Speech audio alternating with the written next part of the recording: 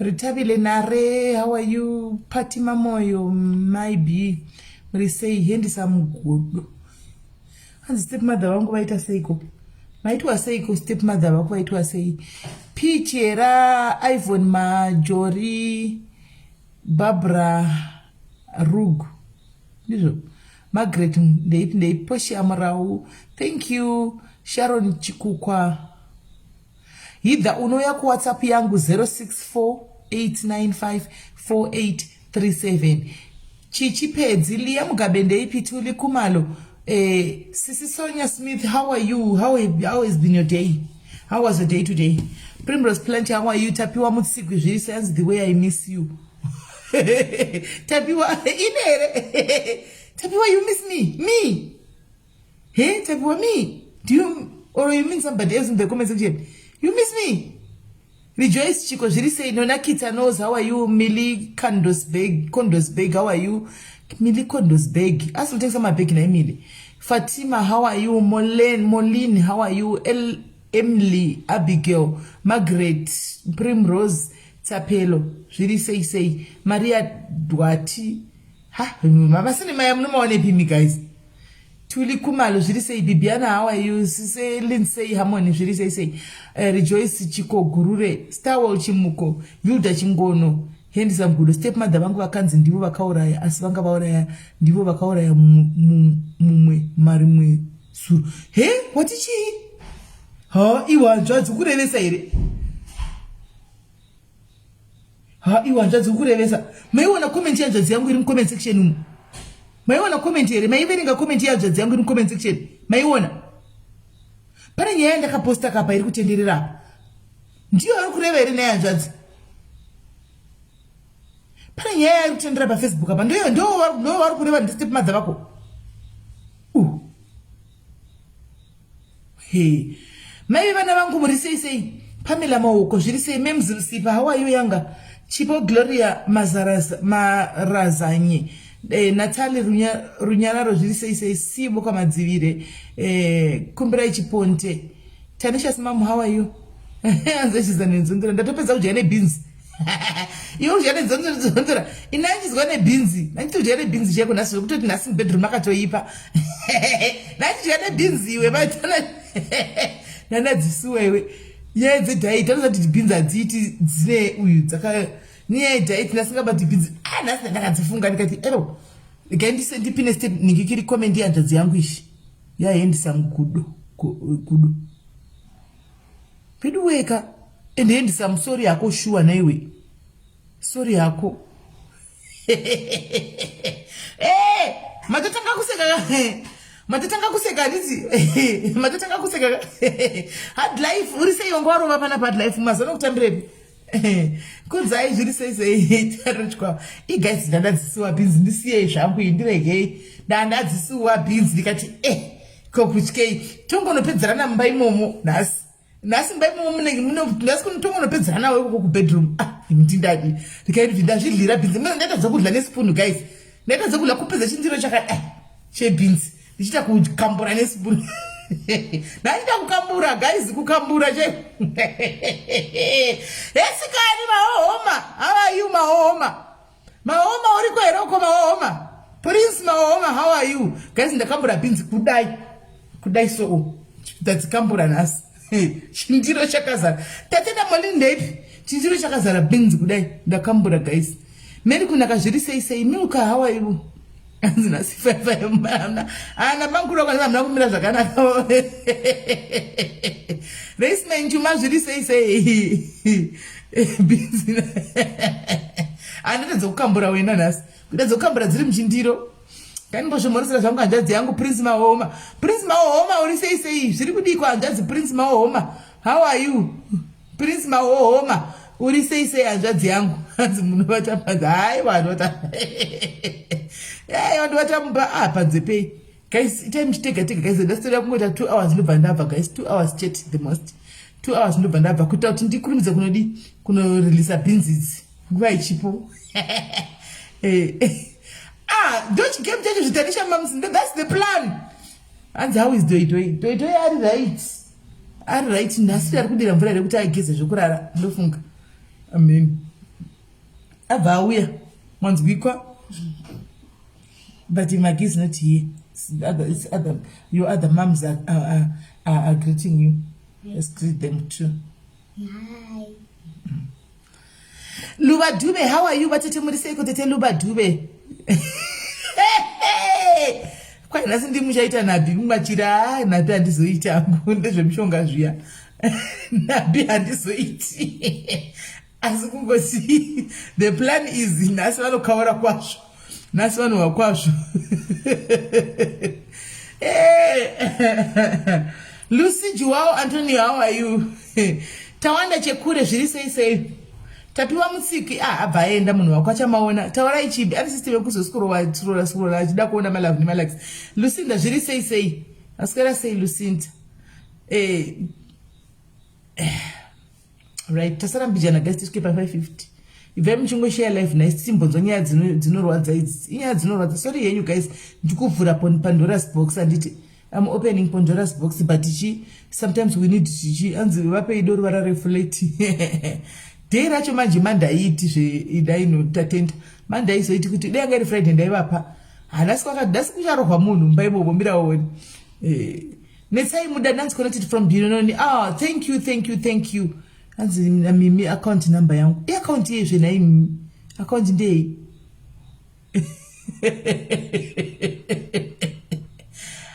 Amy Nanzi nyaya step mami yakandifura sei ndakaiposta panapa iriko ukazoenda kugroup yesina chinanga shumba uri sei zviri sei nechinanga ungarova une maziva asingakoni ndakaiposta panapa nyaya ya step mother vachiva kunzi vaita vapa mafuta kwakwaendeke chitu saka vantori nedhimwanda mboongorogoti vari right here mubrain right muri sei guys maswera sei mamuka sei guys maneru sanmonani ninjani tumela madheko anaputhi guys how are you guys muri sei guys kwa muri kumatima nenyika tasangana zvakare pachirongwa pa SIS MELLY diaries patinotaura real life issues anditi nyaya dzinoitika mukati mupenyu hwedu dzimwe nyaya dzokuti patinotandarira handiti tichiseka nekunakirwa nekufara nekupombonoka page ratakasinunguka handitika kutaura zviri pamwoyo pedu zvinotinetsa handitika zvatinotadza kutaura kana kumwe kunhu pana patakasununguka kuti taura handitika zvatinoda takasununguka takatotamba tikajairana takatamba tikajairana handiti ndoseka yangu chero mucomment section ikakubvarura ikadii but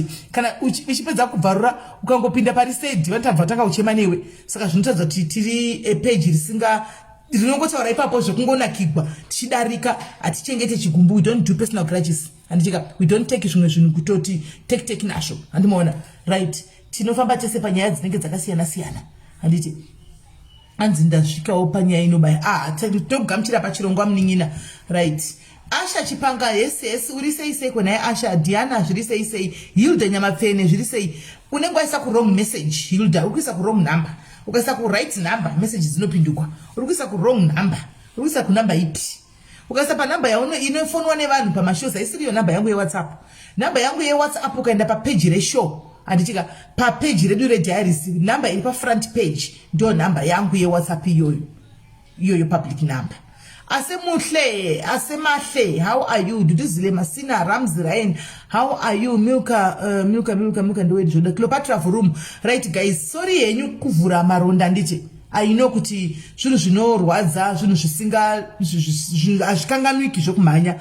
Asi tinoda kuti zvitaure still. Sometimes talking is therapy, guys.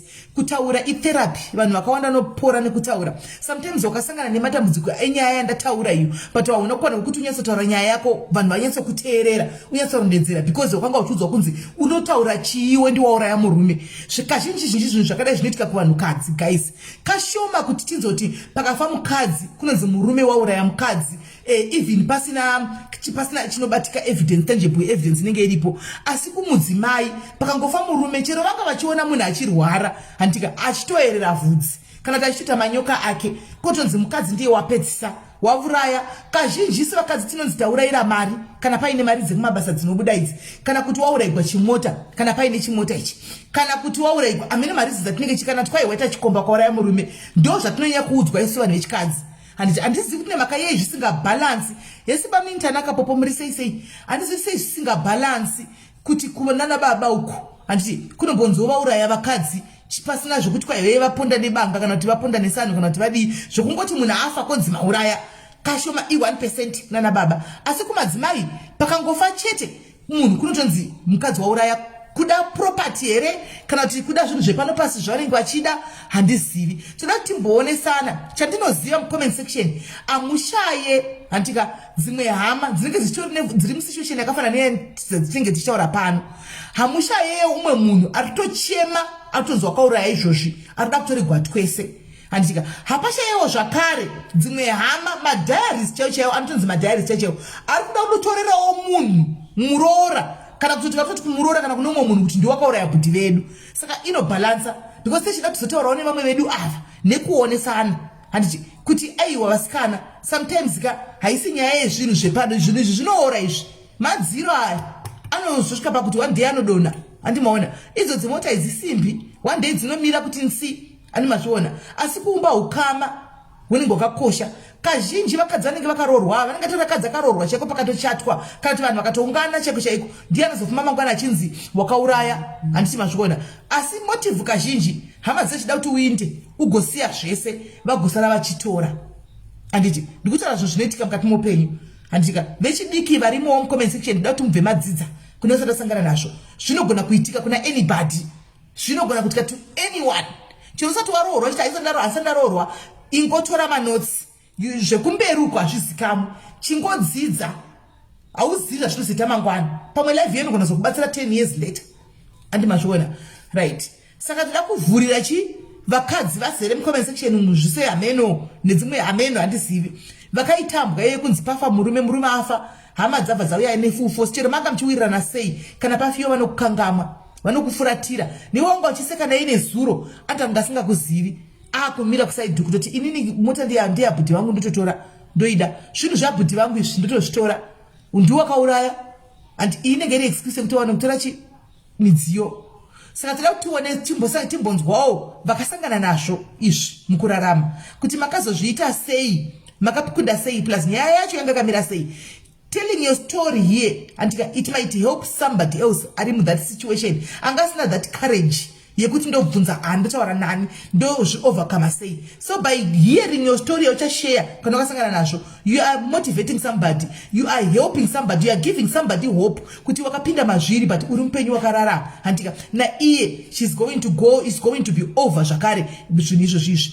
And one as my mother vakanzaro. Yes, I know quite a lot of people vakazviitirwa. Handika vakazviitirwa chaizvo. Handiti right. Saka guys number yapinwa apo kudhara number yakapinwa. Handika tulari harare zviri sei tulani ibva imafona nda kufona tingochanga semadhari sakachangamuka. Handiti tingochanga nekuti kwanzi kune zoom meeting global kuzoom kwenyu kwanzi kune zoom meeting kana tapedza live pano kwanzi mukudiwa kuzoom meeting na chairperson vanhu veglobal. Saka global tikapedza pano kanchira global ndore vari kudiaspora chaiyo kwete kudiaspora shungu. Diaspora shungu ndeipi? Ndisu yesu luluja diaspora shungu tisu tiri pano pakapamiri pari mpope pekuti takapinda takabata misike yegaro. Handiti ava vanokurosana mazinziza ari pakati maziocean kuda mazisiya hamene pakati vachinda kwavanenge vachinda kukuvari mumandege uko havangakwanisi kunoenda vakabata musi wemvuu. Handiti asi isu kuno kuSouth Africa kunogona kutopinda wakabatirira pamusi wegaro wemwana gauro richifamba wakabatirira pamusi ukatokurosesiwa.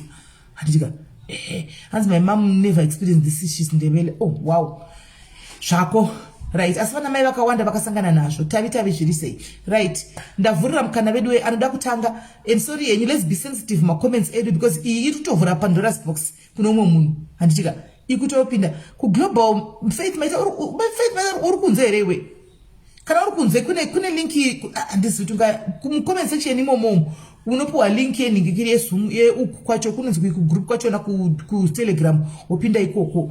Isusu edu tiri pamira apa isusu tichero nekumvura to double up maguma double up ndosona lapinda mujoni ndoenda kunochema harufu mangwana hama makusura mukana yadzoka. Asi vari kudiaspora vatodzoka nditi ndo vanonzi vari kudiaspora chaiyo. Isu edu panhasi kati kwafika ndozati okay see you tomorrow morning ndovata ndasvika handikusera mangwana ndotodzoka ndozati ndakabva kuZimbabwe motondiramba kuti kuZimbabwe ndoti ndakabva kuZimbabwe. Link ipiwa mucomment section imomo na andiselina kana tinangikiri right. Amanda number yakapinwa ndei fona ipapo you can phone and share your story as I did a repatriation kwaichi recommendation chaibatere comment yainde bin makomend acho ndiyawana yenda kupi comment pane yataura nankoma moboisa chinzanza ndangona pakanzi I did a repatriation. Guys, ndizoserewo comment iyo mukaiona musoro kundakuona nezvayo. Ndizoserewo comment yafamba payanyorwa nankoma mobois inenge kuinvolva topic iyo yanasi. Ndizoserewo comment musasumu tuone yesisi Brit muri sei tuone kuti iri sei ish. Alright, yatiza futi man.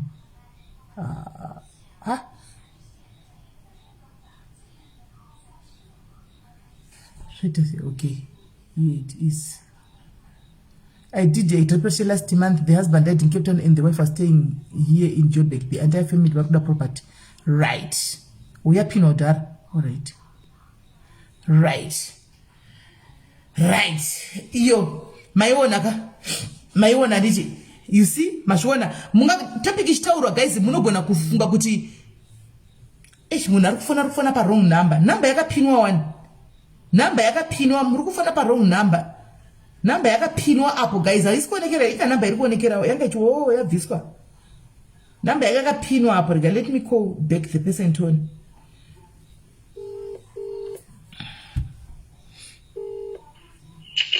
Hello. Hi sis, what do you say? Right. Ndangofona angu aisiriyo namba yemakuza sinda sokuti gandiri tena angu kole yacho.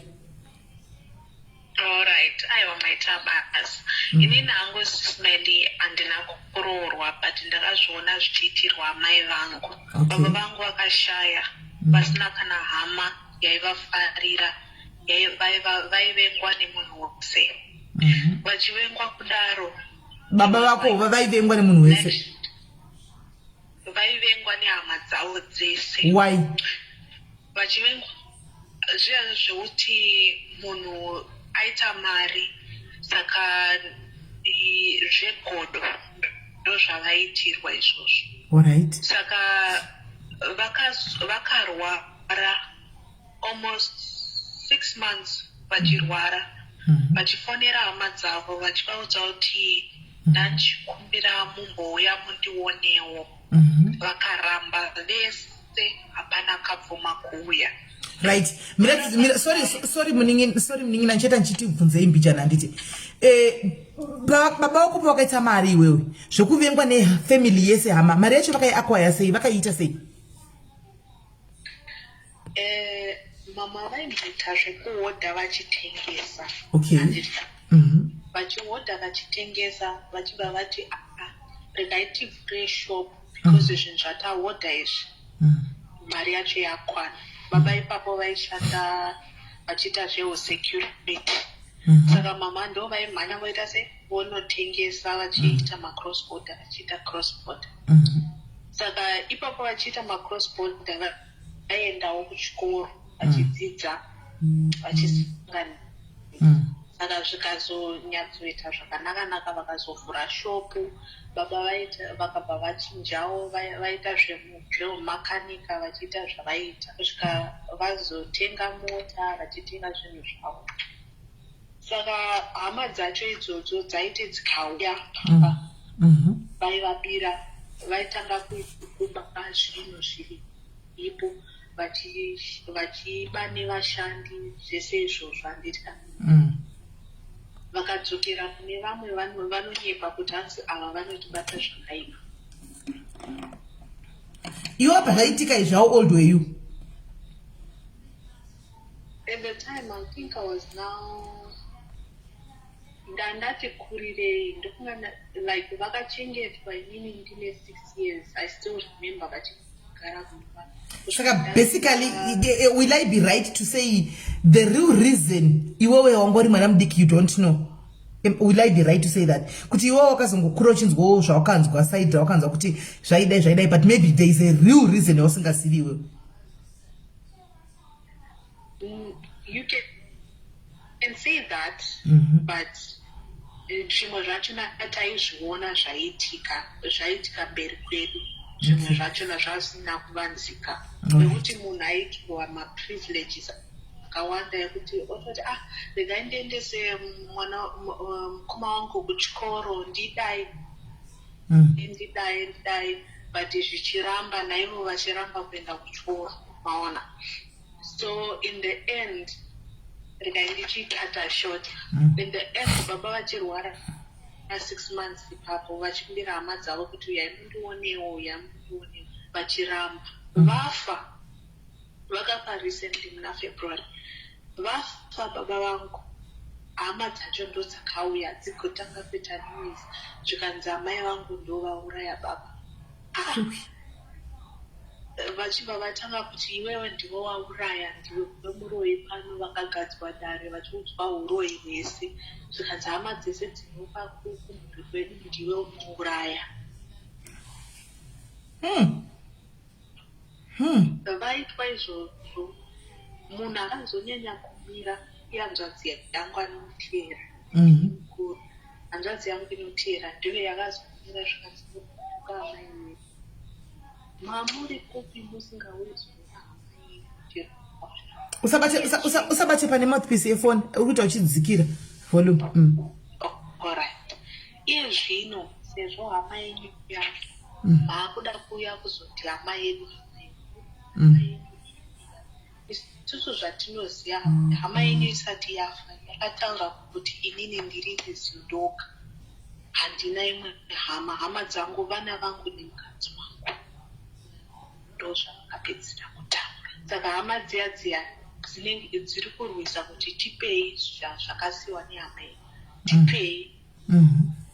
Asi iwe wanga usina hanya nehama yako.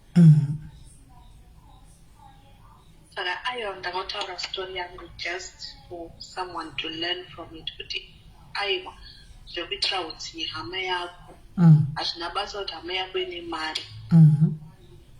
Dzidzawo kuhama yako, uzame kuteedzera dzake kuti iwe unozvigona sei, ndidzidziso in life zvinobatsirawo, noti kuti unotobva wavenga mwana wamai vako kusvika muguva uchingovenga chauri kumuvengera hapana solid reason yekuti unomuvengera chii.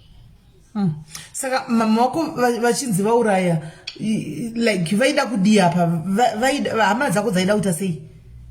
Dzaida kudii, vaida kudii apa hama dzako? Vaida kutora here zvinhu zvababa vako kana kuti vakangoya kuzoshungurudza chete? Vakauya kuzoshungurudza, vakauya kuzotora zvinhu. Zvii?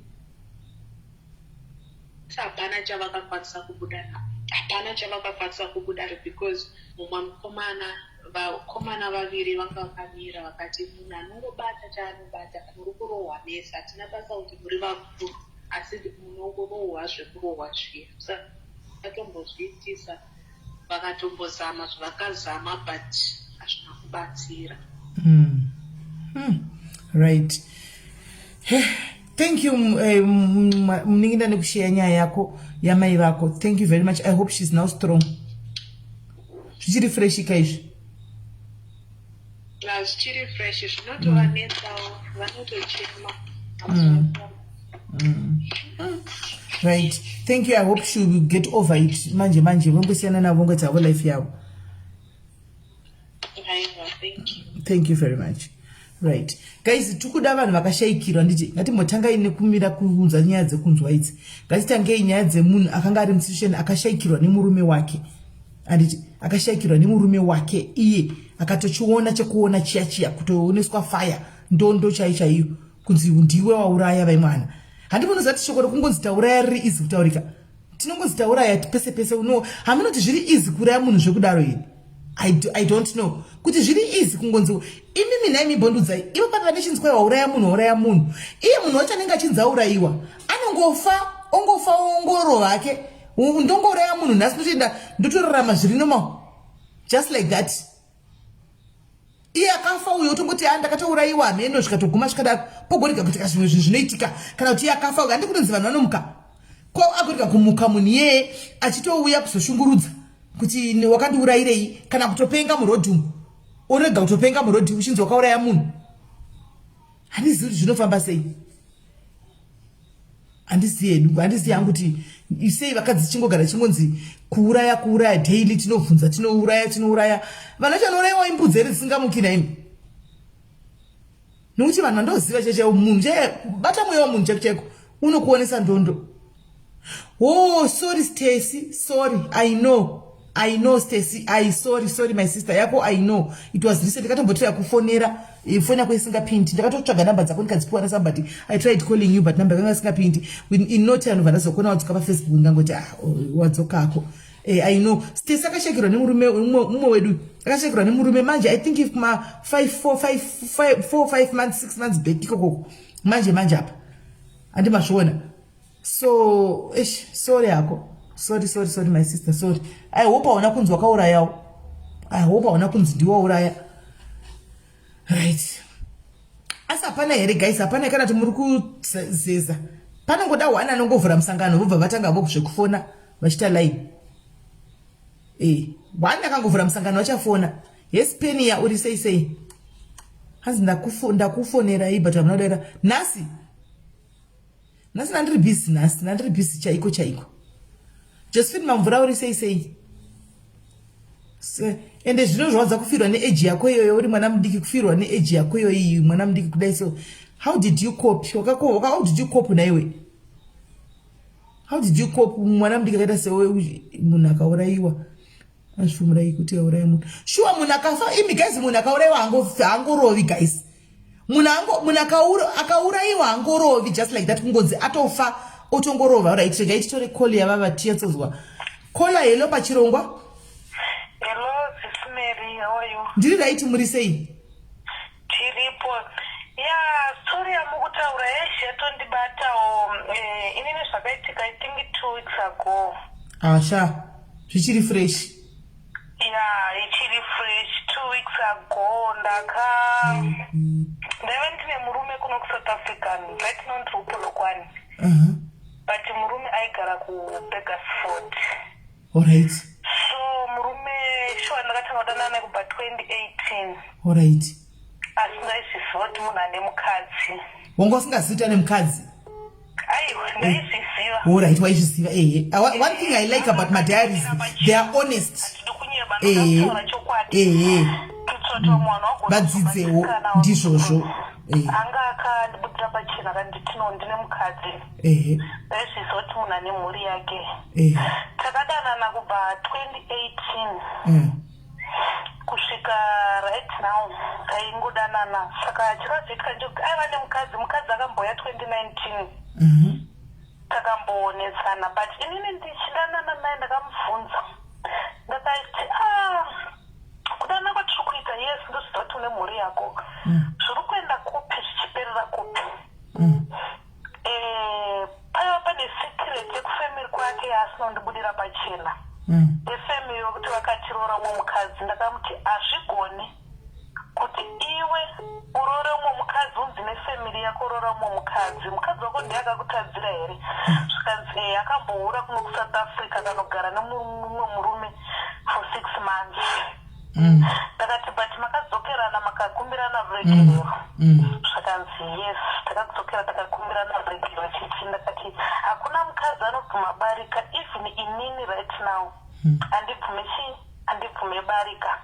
Saka aiva nesecret yanga asingade kubuda pachena kwandiri asi inini ndaizongoonawo tiri mumafoni aiwa handinei nayo zvangu. Ndaizoona kuti I think it ndo zvangaita kuti azotsvaga mweche nomukadzi. Takagara SIS MELLY taidanana mukadzi. Secret yake yanga iri yechi? Secret yake yanga iri yei? Handingamboitaura paFacebook kunogona kuna umwe wakateerera right now. Alright. Izvo zvasingamboita kuti nditaure. So zvakazoitika ndezvekuti 2019 mukadzi akauya. Takatombonetsana. Mukadzi akazonditi no iwe hazvichatoti uchigara kunoko handi kuZimbabwe. Ndakati nguva yangu yekuenda kuZimbabwe haisati sei. Saka makazenge maintroducwa to one another nemurume wenyu? Exactly. Saka ranga rakuda kuti tabarika kai? Tingangoti ranga rauda kuti tabarika sarina kuzoita zvarobarika. Asi mima matobvuma kuti tabarika? Panguva yacho unogona kuzvibvuma semunhu anenge akaperera pauri uchiona zvinenge zvichiitika unogona kungoti it's fine chero uchizvigona because iye paakaudza hama dzake kuti ndo zvandazofunga hama dzacho dzakangoti chero uchizozvigona. Alright.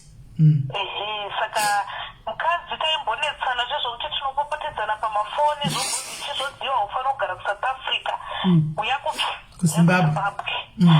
Ndakati aiwa nguva yangu ini kuye kuZimbabwe isati yakwana because understand of kuti munhu wangu mamuchiri manyuwani murudomo natisati namustada kuti ndisvike kuti ndiyachazenga murume wangu saka zvakazoitika sisimeri 2019 adzoka kubva kuZimbabwe ndaishanda lockdown yese akauya zveshuwa anga ari pazera akauya lockdown ichingotanga ari pazera akasvika akapinda mamangu ndakamugamuchira takambotiramba nei akadzoka akandinyengerera futi takadzokerana mamurabandirana chii futi apo kungotaura plus zvazvangondirwadza kuti mukadzi wacho every time anongosenda mameseji achindituka achindidii saka panati akutonditi ugona unogona kutofa anogona kuendera kun'anga chichi handiti maiziva saka pakatongofunga kuti achirega ndichita sei ndichisiyana nazvo akatina nombokutadzira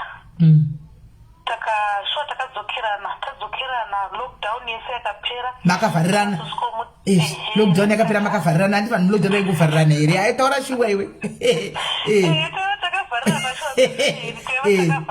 zvelockdown I think pakambonzi zvanani chichindo patakazoona basa kupolokwani ndikamuti honeni ndine mhuri yangu ndoda kushandira mhuri yangu yes kuroorwa ndiri kuda asi ndinoshandira mhuri yangu mhuri yangu haingambosafi nokuti ndoda kuroorwa zvikanzi aitsain akanditendera ndakauya kuno kupolokwani bhosi ndaishanda murosteni samarosteni tainzi ndoachapedzisira kuvhurwa ndakauya ndakatanga kushanda hangu mumba but ndaingofambidzana nemunhu wangu ndichingoenda chienda kuofu ndaingonoona munhu wangu ariko chididi zvakazoitika ndezvokuti iye mukadzi wake achinzwa information inini handizivi asi iye achinzwa achindiratidza nemapiki aiti mukadzi wake ane nhumbu zvadaro aine nhumbu kudaro zvikanzi asi nhumbu iri iye achiverenga nemwedzi akuti vatini ndasvitsa gore ndakavharirwa nelockdown haisi chii nhumbu haisi yangu akatoti nditotenga test pregnant ndakamurambidza sisimeri ndakati handidi zvenoise iwe tangoenda kumusha unoona zvinhu zviri paground saaisenda mari kumusha ezomandi sisimeri haana chaakanditisa mulife mangu handina chimari yake yandikadya sisimeri aiva atori munhu handinoti kwataita ndaidya mari asi mukadzi wacho aindishauda achitini ndikudya chii ndikudya mari but mari aitumira kumusha inini semunhu ndaida musha ndaida munhu wangu dzimwe dzenguva aitoti ishandiri kushuwira kudya pizza pamunotomutitora mari mumutengere pizza unotenga pizza tora yangu kwete yake yangu amaidanana munhu ndaimuda sisimera handidi kunyeba ndaimuda but ndaizoti munhu ane mhuri yake handidi kunyeba ndaizoti munhu ane mhuri yake akasvika pakundikwereta mari 23,000 mulockdown imomo munhu aitoenda kuZimbabwe andikwereta mari iyoyo sisimera akati ndoda unotenga mari yangu ndoda kuindidza mari yangu ndikutenge rori ndadzoka kuno kundite business aenda kuZimbabwe sisimeri amerita vakasvika vakanetsana chii nemukadzi wacho akasvika akanwa mushonga zvototaure zvakaitika musi wa4 October ndomusi waakashaya 4 October apa manje apa izvo apa 4 October sisimeri mushonga wei anzi akanwa dhipi ndokunzwa kwandikazviita akonana nemukadzi zvokunzi because zvokunzi iye akasvika aitinga akasvika mukadzi aine nhumbu here saka zvokunzi nhumbu yaitingi ndeyefemiri yevanhu voukama saka iye nokusafa kwaiita achitumira mari kumusha achiti ndinoda kuti aigadzira zvinhu zvoupenyu handidi kunyeba sisimeri inini kutozotondisa arega ndirambe ndakashingira ndaona kuti munhu ane life munhu aironga zvinhu zvoupenyu akasingade zvinhu kuzosvika ndizonzwa kuti anwa dhimbi akanwa dhimbi right now chinondirwadza ndechekuti sisimeri vanhu kunoko vanenge vachinditi inini ndindakaparadza musha wake ini ndini ndakakonzeresa kuti anwe mushonga asi sisimeri ina handina kumboura so zvinondibata sisimeri vanhu vanofona vachinditiretema even pamafoni hama dzake handitozivi sisimeri kuti ihama here kana kuti ichii izvozvo vanotondiudza kuti akandisiya zvinhu ndinotora nenhumbu ndine pamuviri right now. Une nhumbu so? Oh, shema kofunge. Saka vanhu namba yako vakaiwa nepi vanhu vawanikwa chifona naiwe? Zvakaitika Vakafirwa vane group like kuti mumwe kana afirwa vanobviswa mari ma100. So pane imwe funeral pesa padaisabvisa hangu ndaiva ndiri under iye ndiye achibvisa. Saka zvakazoitika ndezvokuti iye ndakazojoiniswa. Pane rufu rwakazoitika atoenda kumusha unhu badati arega ndichikavha sezomwe wangu akaenda kumusha achirega ndichikavha inini ndobadabhadharo. Saka ndakazoona ndatojoiniswa gurupu reriye. Saka vanhu munhu iye akataura akati namba dzako takadziona mugurupu. Vachitoudza kuti toda kutokurova, toda kutengera matsotsi kuti tokurove nhumbu iyo igone kubva. Naikona iyi ndoda kubvunza, iwe wakaudzwa nani kuti munhu muri mwenyu akafa? Zvakazikana because ndotaura nehanzvadzi yacho right now, ndotaura nemukoma wacho, ndotaura nemunyin'a wacho. Ndoreva kuti hama dzachona unotaura nadzo une proof yekuti akafa? Kufa akatofa sesinera handidi kunyeba. Ukatopiwa mapikicha akatofa zvese everything achitovigwa? Handina kuzosenderwa everything zvese but ndo zvakatoitika. Nokuti chinogona andiringoda kungoweya possibility inogona zvinhu zvinogona kuitika kuti anogona kudaro munhu yari mupenyu asi riri game kana kuti maybe rinenge richitorongwa kuti maybe musiyane uchiti munhu akafa. Zvinhu zvogona kungoitikawo. Kufa munhu akatofa sisimeri handidi kunyeba because iye achizofa akasenda message kune mukoma wacho zvakanzi ndokumbirawo please ndine mari ndakakwereta, ndine mukadzi ari kuSouth Africa, mukoma munozviziva ndakambokuudzai, ndine mukadzi ari kuSouth Africa ndakamukwereta mari, ndikamukwereta 23,000. Saka ndokumbirawo mumuite sei, mumudzosere mari iyoyo please, ndapota hangu. Ane nhumbu yangu zvese zvaanzi akatosiya atotaura zveshuwa. Asi akatomboti akatombomwa mushonga akatomborarama? Akanwa mushonga, zvinonzi akanwa mushonga uri muswesa, akanwa mushonga uri muswesatati. Ndobva atodhiraivha mota, akanzwa mushonga uyo wakurwadza. Ndobva adhiraivha mota, ndobva atoenda kuchipatara, ndoko akasvika akatsvaya kurutsiswa. Zvakashaya basa. Kuzosvika anzi mukoma wacho anotaura achiti musi wandikamuona aingoti handichaona. Asi imi mama dzangu ndimandiregera nokuti ndimaindifosidzira kuti gara nemukadzi uyu. Chiudza kuti mukadzi uyu ari kuzondihurira, mukadzi uyu ari kuzodai so. Ndiri kusafa kuSouth Africa ndichimutumira mari every month. Asi aispenda mariyo because zvaitika ndezvokuti vanhu sometimes vari wrong futi. Because ivo vanhu vaiona mukadzi wacho ane maboyfriend, vanhu vototora mapiki, handiti mazviona, votora mapiki vomusendera. Iwe wakatomboona here picture iwe yemukadzi wacho ane boyfriend? Aitondiratidza zisimeri kuti zvinhu zvaitoitika zvesecret. Ndotomukansela mazvinzwa, ndotomutsvaya kumukansela ndomuti siyana nazvo.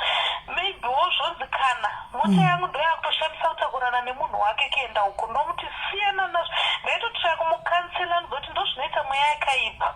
Vakadzi ndichitomuudza kuti zinozoti zvinoitika vakadzi tinogona kufarisa tiri mudzimba handiti, but nguva dzatinozosiyana nevarume tichirambana nevarume tichienda uko, but nguva dzatinozosiyana nevarume tinotanga kugreta kuti chii chatikazoita, ndakazozviitirei. But nguva uri mumba chihure chinonakidza uri mumba une murume, but nguva dzaunozosiyana nemurume upenyu hunooma.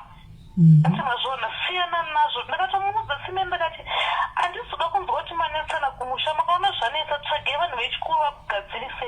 Saka akashaya counseling kana kuti chii, anzi akangoti hama dzangu ndimi mandiregerera. Ndito zvakangotaura kuti hama dzangu mandiregerera.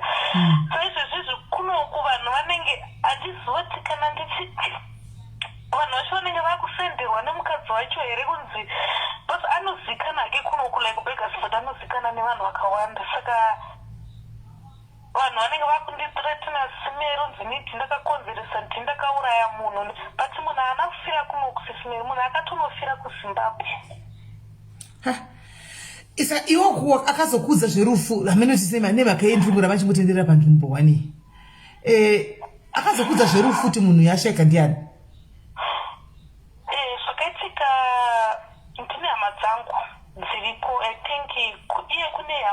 details dziriko ndo kwakasvikira message kunzi kuno kumukomana akusisina. Ndakakwira bhazi ndakaendako ndakasvikako ndakanoona waiti mukoma wacho zveshuwa ndakanzota zveshuwa mukomana akusisina ndo zvakaitika. Hauna kuenda kumusha? Handina sisumeri ukwanisa enda kumusha, akakwereta mari yangu right now ende nezvandiri zvacho kuti ndiende kumusha hazvisi kutomboita. Zvemari zvichikanga mwako zvemuningina munhu murume wako antema muri murume nemukadzi here maidanana rufuka ugu asi de kuchinzi aripo taitipiwa mari zvinorufuka ugu but still kamari haina kushanda kasisimeri mari asi muningina iwe unofunga kuti ndiana chaburitsa mari achikupa angatitaurira chokwadi reality rias chaiyo awo unoona iwe kuti achaburitsa mari achikupa ndiani wazviona kauti zvakaoma hakuna chaburitsa mari chero mari iripo chako intozikamwa nefamily yose kuti mari iripo iyi asi anozotora achiti ngatidzosere munhu ya hakuna pamwe ndiyo yakashanda pamari iroka unoziva sei asi hameno guys handiziviwe ina hameno muningina sori ako but hameno handisi kungoyatsongonditira I'm like ndingofila kunge pane something chiri kungoshota so nyaya yako iyi pane something chiri kushota ndisanaona chisimbirira kuti wakaona here iwe pari kunzi munhu akafa kana kuti guva wakariona nokuti rega ndimbokudza imwe story yakaitika iri kungoramba ichingoti funga iri kuramba ichingodzoka mandiri mira ndikudze why ndikudaro handika people wamari comment section might not understand handiti why inini ame host guys nditobvunza corner to corner handika nditobvunza sezvazviri handiti ndigotoplanda kana kasidike doubt handimaona because umwe munhu anenge akatosiya pamwe pano handika host ane maitrack anoita kuti nyaya ibude pachena handiti saka kune vanenge vasingahwisisi kuti mabvunziro enyu ari wrong kana kuti kudii please amungambondi understand handika imi miteererai shoti ndiremberi neshow chete zvahost imbomusiyai wona kola zvakaitika handitika pane bamwe baba vekumaraini kwedu handiti zvavakaita baba is a true story I hope mwana wava mucomment section because anofollowa pano but hai zvakaitika meni haisi nyaya yekudzinganzi kuti vose yakatosara nyaya iyoyo zvakaitika ndezvekuti baba vakugweruko vakaita zvikwereti unoza zvezvo zvinotora zvikwereti mumabhengi muchichichi unoza zvokuzadza zvikwereti pose pose kunzera kuimba kunge vanhu vechichawa kumachawa ndiko unogara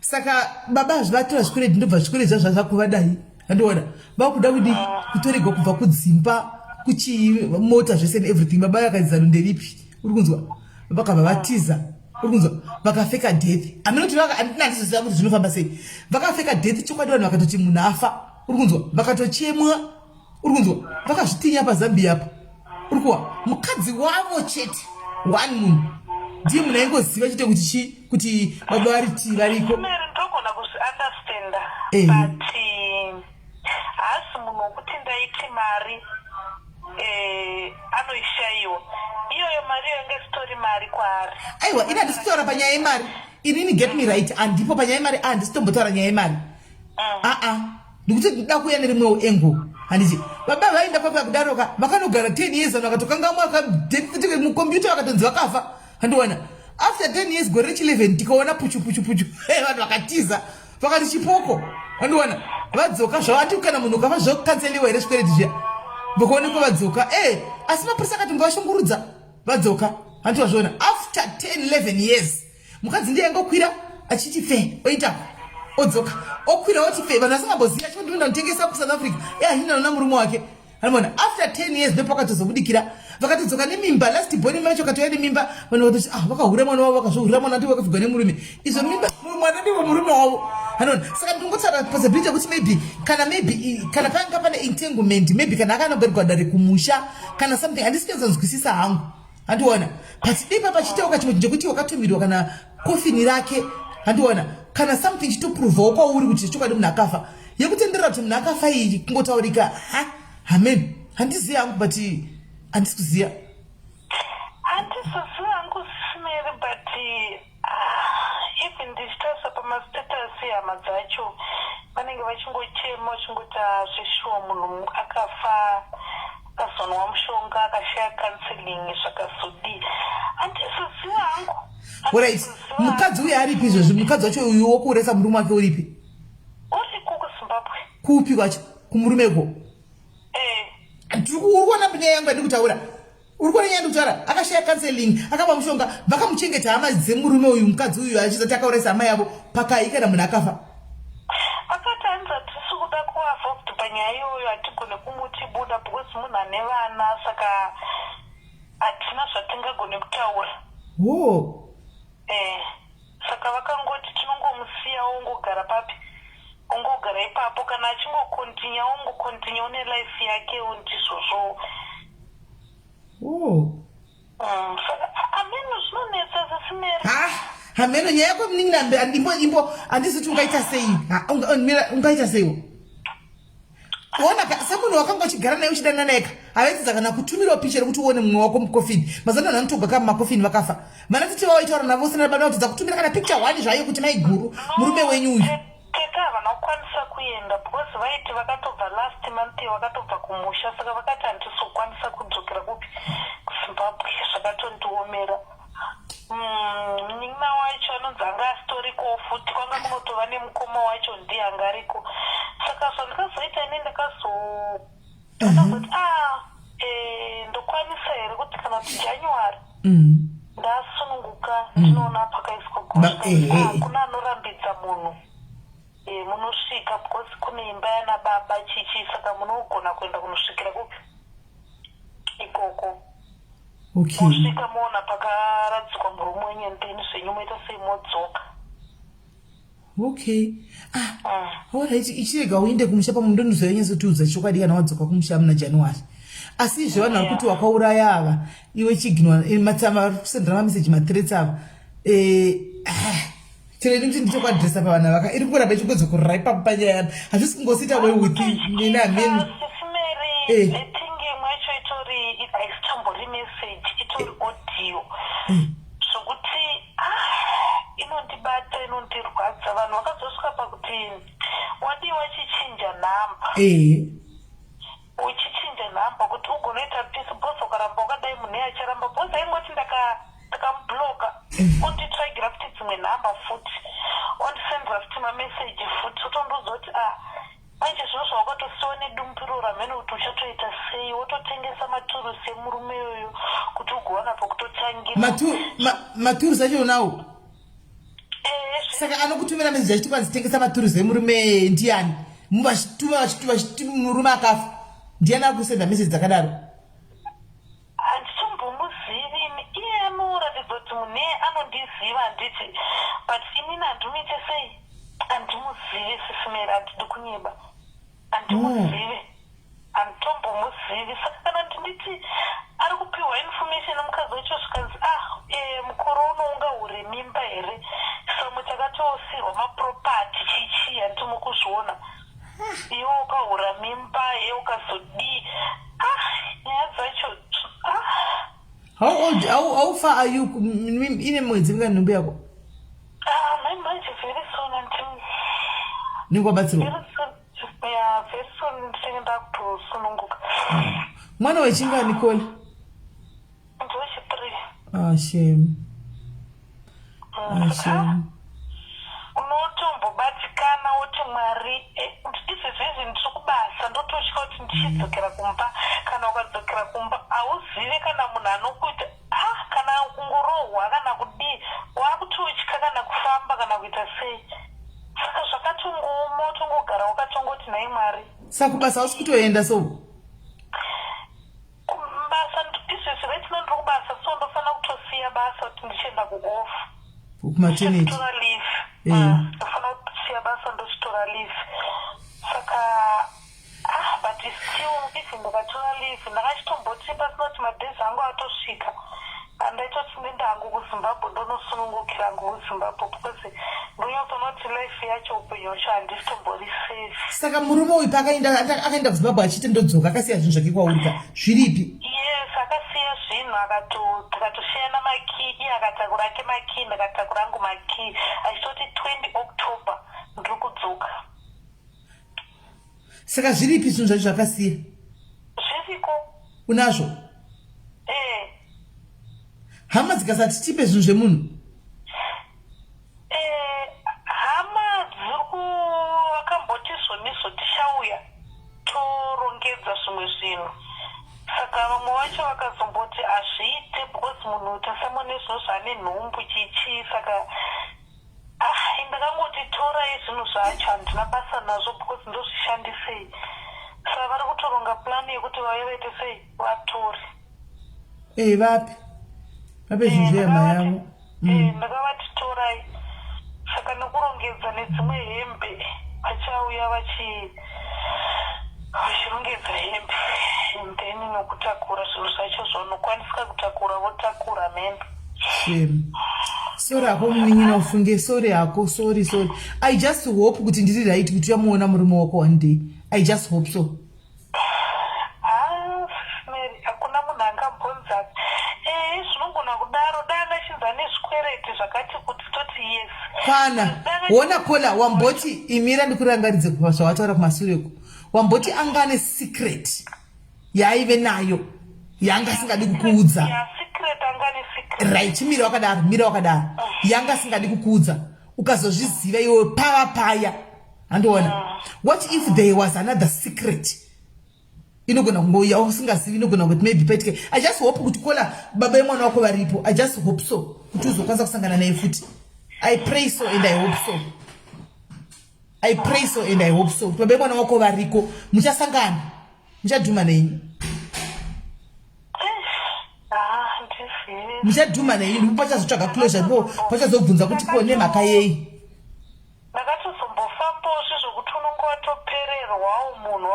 Because wona kakole chikuitika ndechekutika handisi kuona reason yekuti murume wako nyaya yako sora ako murume uyu handitika akahurigwa ndiye handiti nemukadzi handiona apa akabhenga gara achida kutosiya mukadzi kuti arore iwewe uri kuona. So my question is why would you drink mushonga wekuti azviuraye? Apangatiwanaka woye kusiya munhu waida kumbosiya paya asati ave nemimba zvakanaka onyatsa kuchigara newe zvakanaka pasina disturbance ane excuse iri right kuti aiwaka inda ndiri kuno kuti ndakavharirwa kuno South Africa kuno iwe ukaita mimba yako ichi chiro apasi mochigara imi muri tu zvakanaka.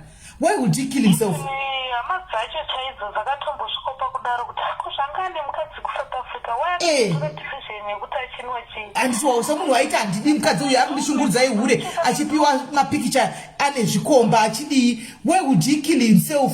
Ndio kutosiya zvewo dzoka kuzogara newe zvakanaka sezvo maida naye ndewo wangochitori nenhumbu yako mamuchitozvara mwana wenyu zvakanaka osiya vamai avo chengeta mwana wevana vake namai avo. Why would he kill himself? Vodzoka voti ndiwe deva kutoti mukadzi uyu maybe ndiye akamwisa munhu zvenharo mushonga taitowa zvokutozakatono because vari kunzi vakanetsana here vakazorona kurovana pakuda kurovana mukadzi paakachema mukadzi achibuda vanhu vachipwanya dhoo mukadzi achibuda panze iye ndo paakasara akatora mushonga akanwa here. Information yacho zvikutokonfyuza waka newe zvikutokonfyuza newe ka ameno ndotongoti ameno chero ndakangosununguka mwana wacho itsaini chandakutongonamata kutongosununguka zvakanaka sisimeri aiwa unosununguka zvakanaka unosununguka zvakanaka ariko here mupenyu kana akangofoitsaini saka zvonetsa munin'ina zvonetsa ufungako.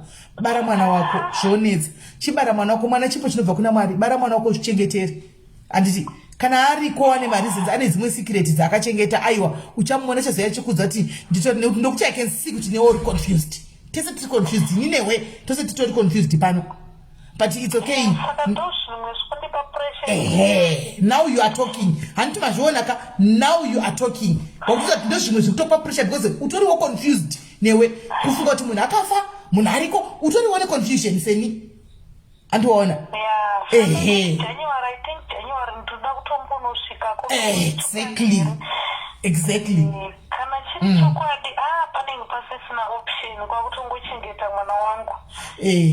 aiwa chinda iwe kuti upedze confusion yandinayo ini newe pano iwe January kana yasvika rova pasi nekwabatsirwa kaiwe chirova pasi kumusha andiwana unozvionera hauzoshayi even kunobvunza kuno wakangwara unofeya even mareserve nokuti unogona zvotanzwa guva revanhu vakasafa kudhara koi uyu arapa uyu vanozviita hama dzozviita kana riri gemu rinenge rakanyatsobikwa zviripo hama dzinozviita andiwazviona ehe saka iwe chinda unonyatsono kunoona uchinofeya-feyawo kunzwa kuti chokwadi wakafa here shuwa handiona kana asina kumusha ndokoshanobata gemu rese maybe vanogona kutoti indako zvekumusha munhu esanda kumusha kufunga kuti hawindi hauna hama dzagona kudaro kufunga kuti hawindi iwe chisvika kumusha unoona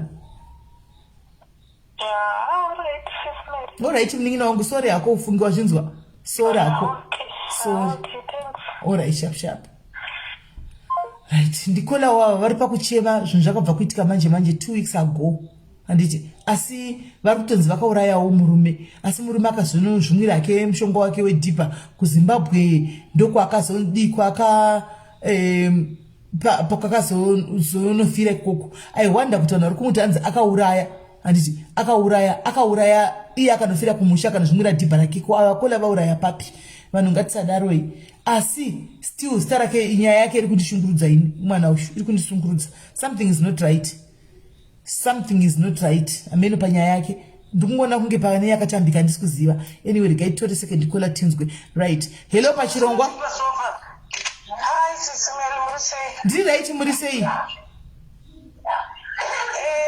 ndakubvunza kuti iye kana kuri kuzonzi aenda kumushaka like sekuteera hangu andiri kuitwa hangu neyacho kwairi kuenda zviri kuita ungati pane like kasetup kavakaita vanhu ava nditi iye kana ari munhu anoziva ngaaende kana kunobvunza uye kunoitwa zvemabhetsi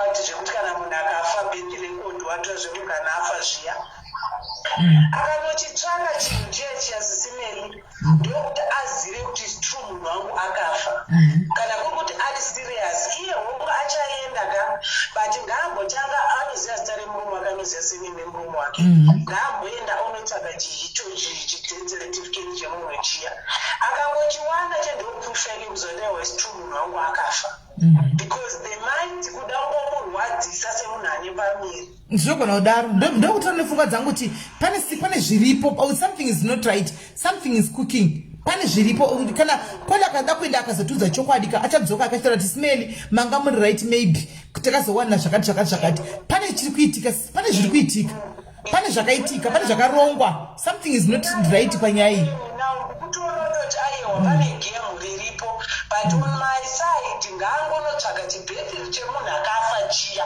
kwai chibhethi iwe rinonzi death bhethi munhu akafa anopiwa bhethi here iwe iwe unoita kunge munhu unobva kumarawo here iwe iwe ungati chibhethi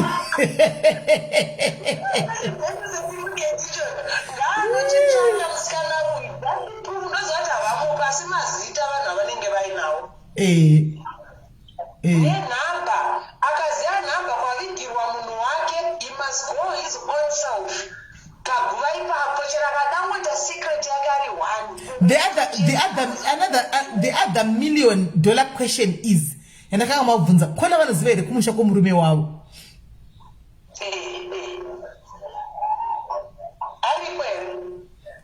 ari mucomment section because kana asingazivi ndeimwe nyaya iyoyo tanonangepi kana kuziva sisimeli like all my side mini kuona kwangu ngaangonotsvaka kwakafira munhu akaziva kwakafira munhu wake kwaakavigirwa anokwanisa kuenda kune vanhu vanopa vanhu manhamba ekuti munhu wokwakafira panapo igoneki eze munhu uya wefemili havakunyimi nhamba vanhu vava vanotomumba chete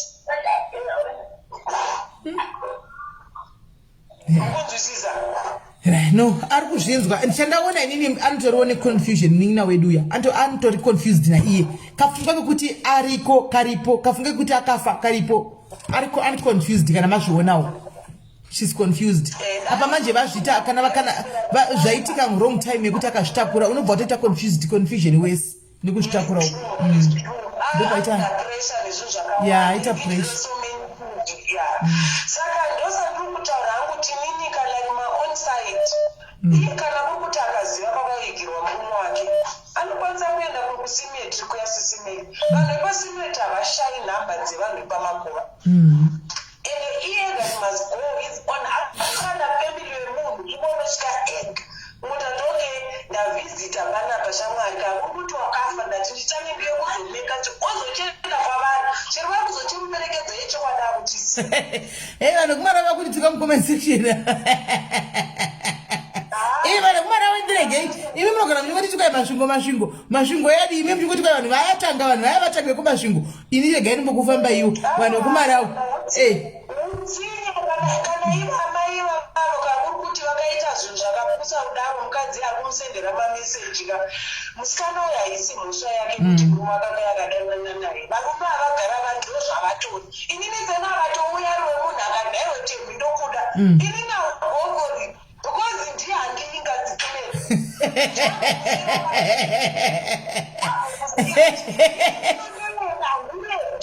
pane bhegi zvacho inawe kuti hau ndakadzika ndakangwaridza chazo but I won't take that stupid so meshakuita mukadzi yandakuonererwa ndinokupidza bhizi unogara pasi chete alright hey kola ndomashonga angu zvangu anaenda kungotaura hangu munina wangu yekuti aiwa usanyanya kubatikana tese tesewo takabva nemo mukorwadziswa umu but iye ngaangochishinga atarise chinhu chiri mumuviri make chibude kana zvabudo totangira kubva ipapo yozotidzoka nepibhoti hama dzangu ndadzoka zvakare ndida kutauro yangu kuti yakamira sei ndonoti mungandibatsire sei alright thank you very much kola rega titore vamwe vari kufona mucomment section tione kuti haufa bye bye madhairi zangu aya kwai ini ndomutambisa nhova ini ndakangwarisa zvekuti nakola halo pachirongwa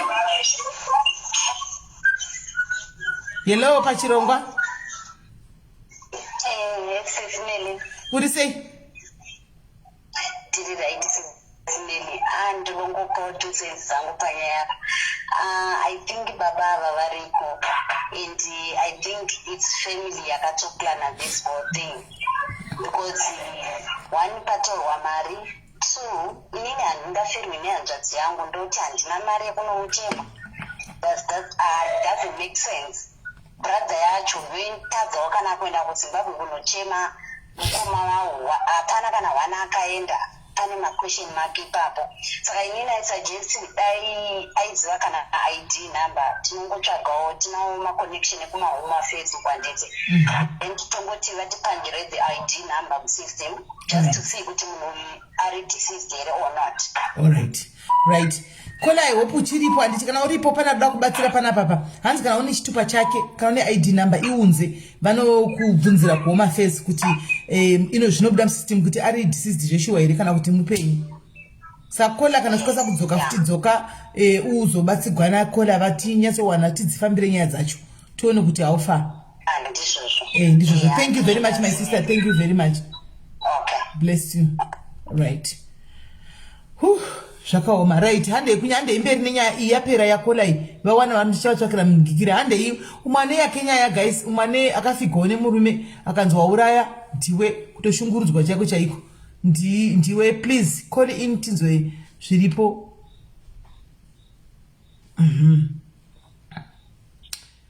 halo pachirongwa yelo pachirongwa foni yako iri kure tisi kukunzwa vadona network right achafona futi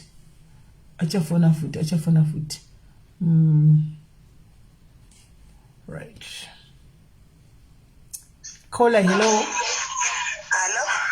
sorry ako wena mningina very sorry ufunge uri sei uri wakafona rini kwe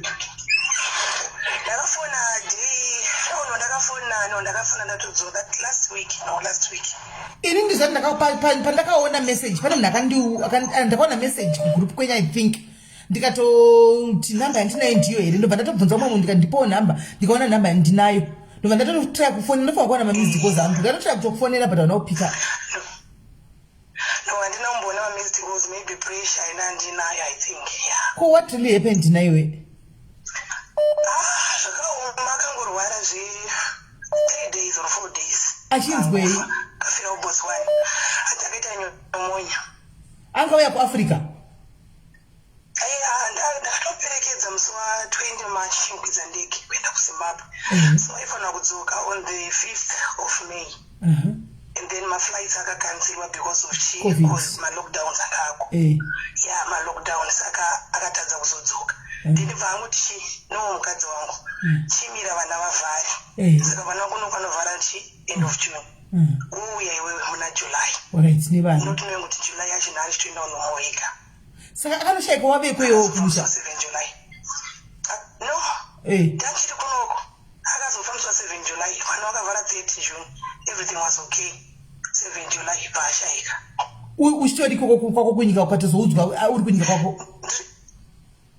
Nditori kumba ndaenda nangorara naye over the phone chichi and so forth tichitoronga kuti no tikukwira ndege chichiveti sundoya nevana kuholiday.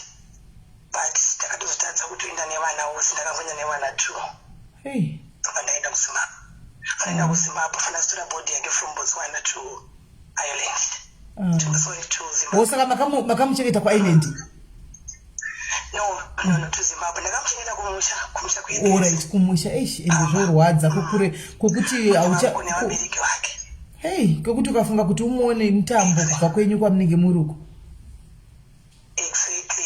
Zvakaoma zvakarodza kuti I wasn't even expecting kuti anofa. Taitofunga kuti anozoza. He was only 43 years old. He was young. 43 years old. Yeah, he was young. Very young. So how are you coping, my sister? But it's not easy. Zvinomborema zvinorwadza zvichingodaro but upenyu. Kushinga nevana vangu 5 vakandisilewo below 18 vose vari 5. So unenge zvakaoma ngochaona munhu achivhura dhoo achipinda zvakaoma. Ndotomboti ndichamuona achiuya but zvakaoma. Upenyu ndozvaunoita is okay. Sorry my sister. Sorry hati. Ndangoti ndichafonawo mandibvunza kuti how are you coping ndikati let me try and call. Hama dziri right zvanzi hama hayo hama dziri okay dziri kumira neni. Saka everything is okay zvazvo but zvinongorwadza. Kuzi vana kalast born kangu kane 5 years kanongobvunza mami when is date coming home. Maiwe and asati akwanasenda kuti zviri kuchitika hazive what's going on. Asati. Azive but akavaona tichivaviga kumusha and so forth akavaona. But zvakaoma. Shame. Sorry my sister, you know what ne? I think mashoko ndongokupa stesi ndeyekuti everything happens for a reason. As much as zvichirwadza isusu vanosara anditi, but right now iye pachake is now resting at a better place. Mwari ndo vanochuza ruva rekutora. Maybe vakatoona kuti panguva yati paage yave ndoruva randiri kuda risati ranyanya kutadza reka ndiritore ruva rangu iri ndirichengetedze kunoko. Tinosara tine maquestions sevanhu venyama tichibvunza kuti but why Mwari, but why, but Mwari vanenge vatopedza vanenge vachiziva gemu racho rese. For now you might not understand it, but maybe as the time goes on unogona kuzoona revelation yekuti why zvakaitika nenguva yazvakaitika iyoyo. Saka what you have to do now is kuzvigamuchira and try to pray about it and to say Mwari ndibatsire kugamuchira ndo zvatovepo. Handiti rufu mutemo wenyu Mwari. Chindibatsira at least wasara iwe unochengeta vana. Pamwe dei wakatanga kuenda iwewe murume akasara iye vana vatozotambura. Andiona arora mwe mukadzi.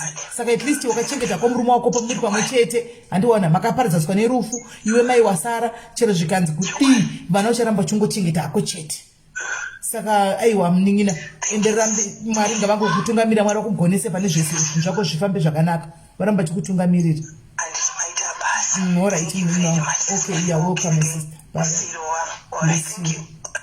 Zvakaoma mufunge. Yeah, ne?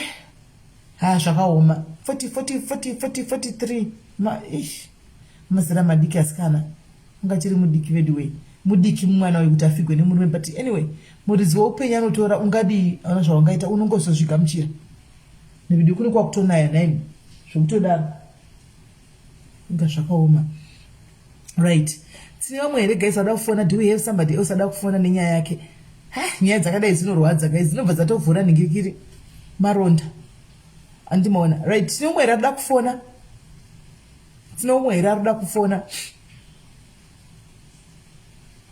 Vedwe vanhu vari kutaura dzokuti kwanze nhingi akazodai nhingi akazoti ndiri kutsvaga da kurova vedwe. This is not the time mufunge.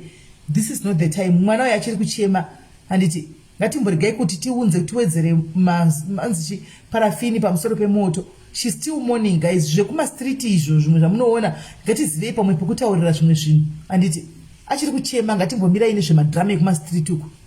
Kola hello. Hello? Yes, kuri sei Kola? Hello? Yes. Yeah, but ndifana nyiri kure kure try kufona futi. Fona ifuti fona ifuti. Mama vane nyaya, mama vanenge vane nyaya. Regai tinzwe mama ari kufona. Regai baba tinzwe kana togaitira kufonera bekitoni. And the next call my sister vankwatesa ndinotobuka uri gaitoni.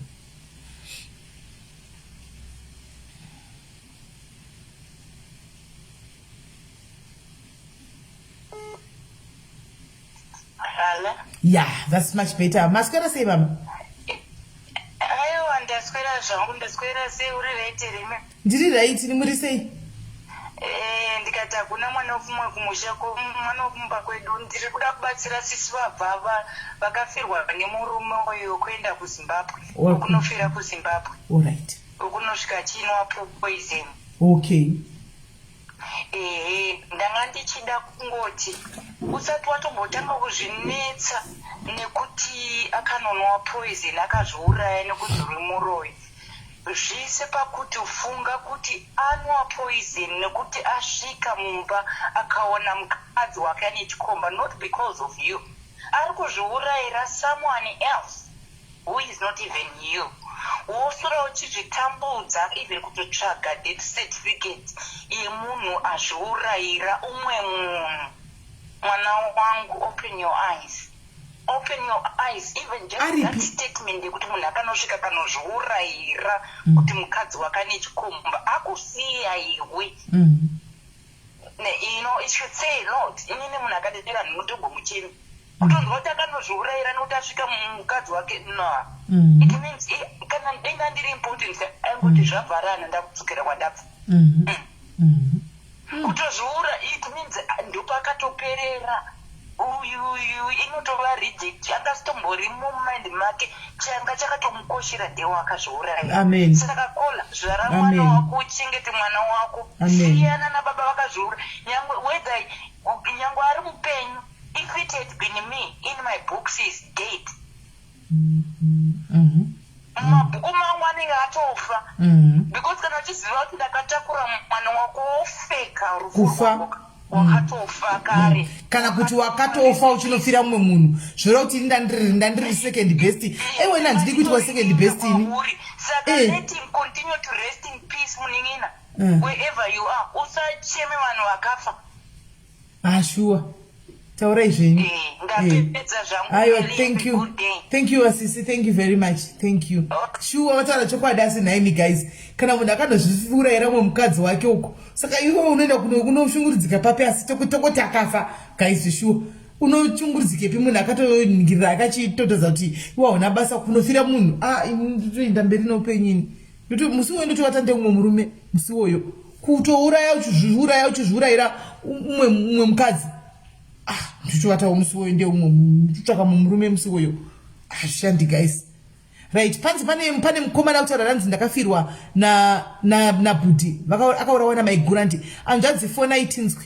Fonai hanzvadzi namba dzakapinwa idzo. Namba dzakapinwa idzo. Honda fiti ndeipi? Namba dzakapinwa idzo. Fonai tinzwe. Fonai tinzwe. Fonai tinzwe. Fonai tinzwe. Muri makaningirira makashayikirwa naningikiri na bhudhi venyu aurayiwa namaiguru ndizvo kana kuti maiguru ameno papa.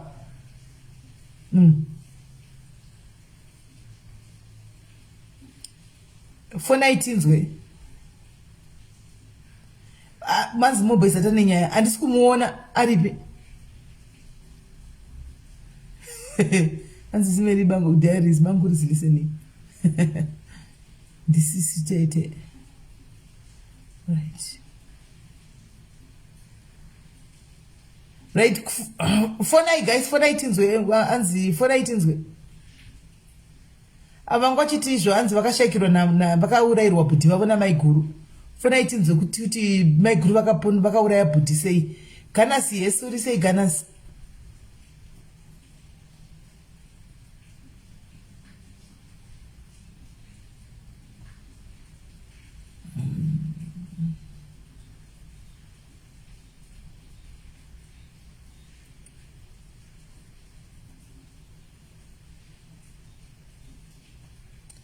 Saka at least padiaries saka takakomborerwa edu guys padiaries. Vakadzi vazhinji padiaries aiwa vachiri right. Avanamboshungurudzwa uchinzi mauraya saka padiaries totitenda Mwari kuti tichiri right. Andichika tangosangana nehwani yedu yeyumo wedu uyu angonzi akauraya asi vamwe vese 99% aiwa vari right. Aiwa zvinofadza izvi.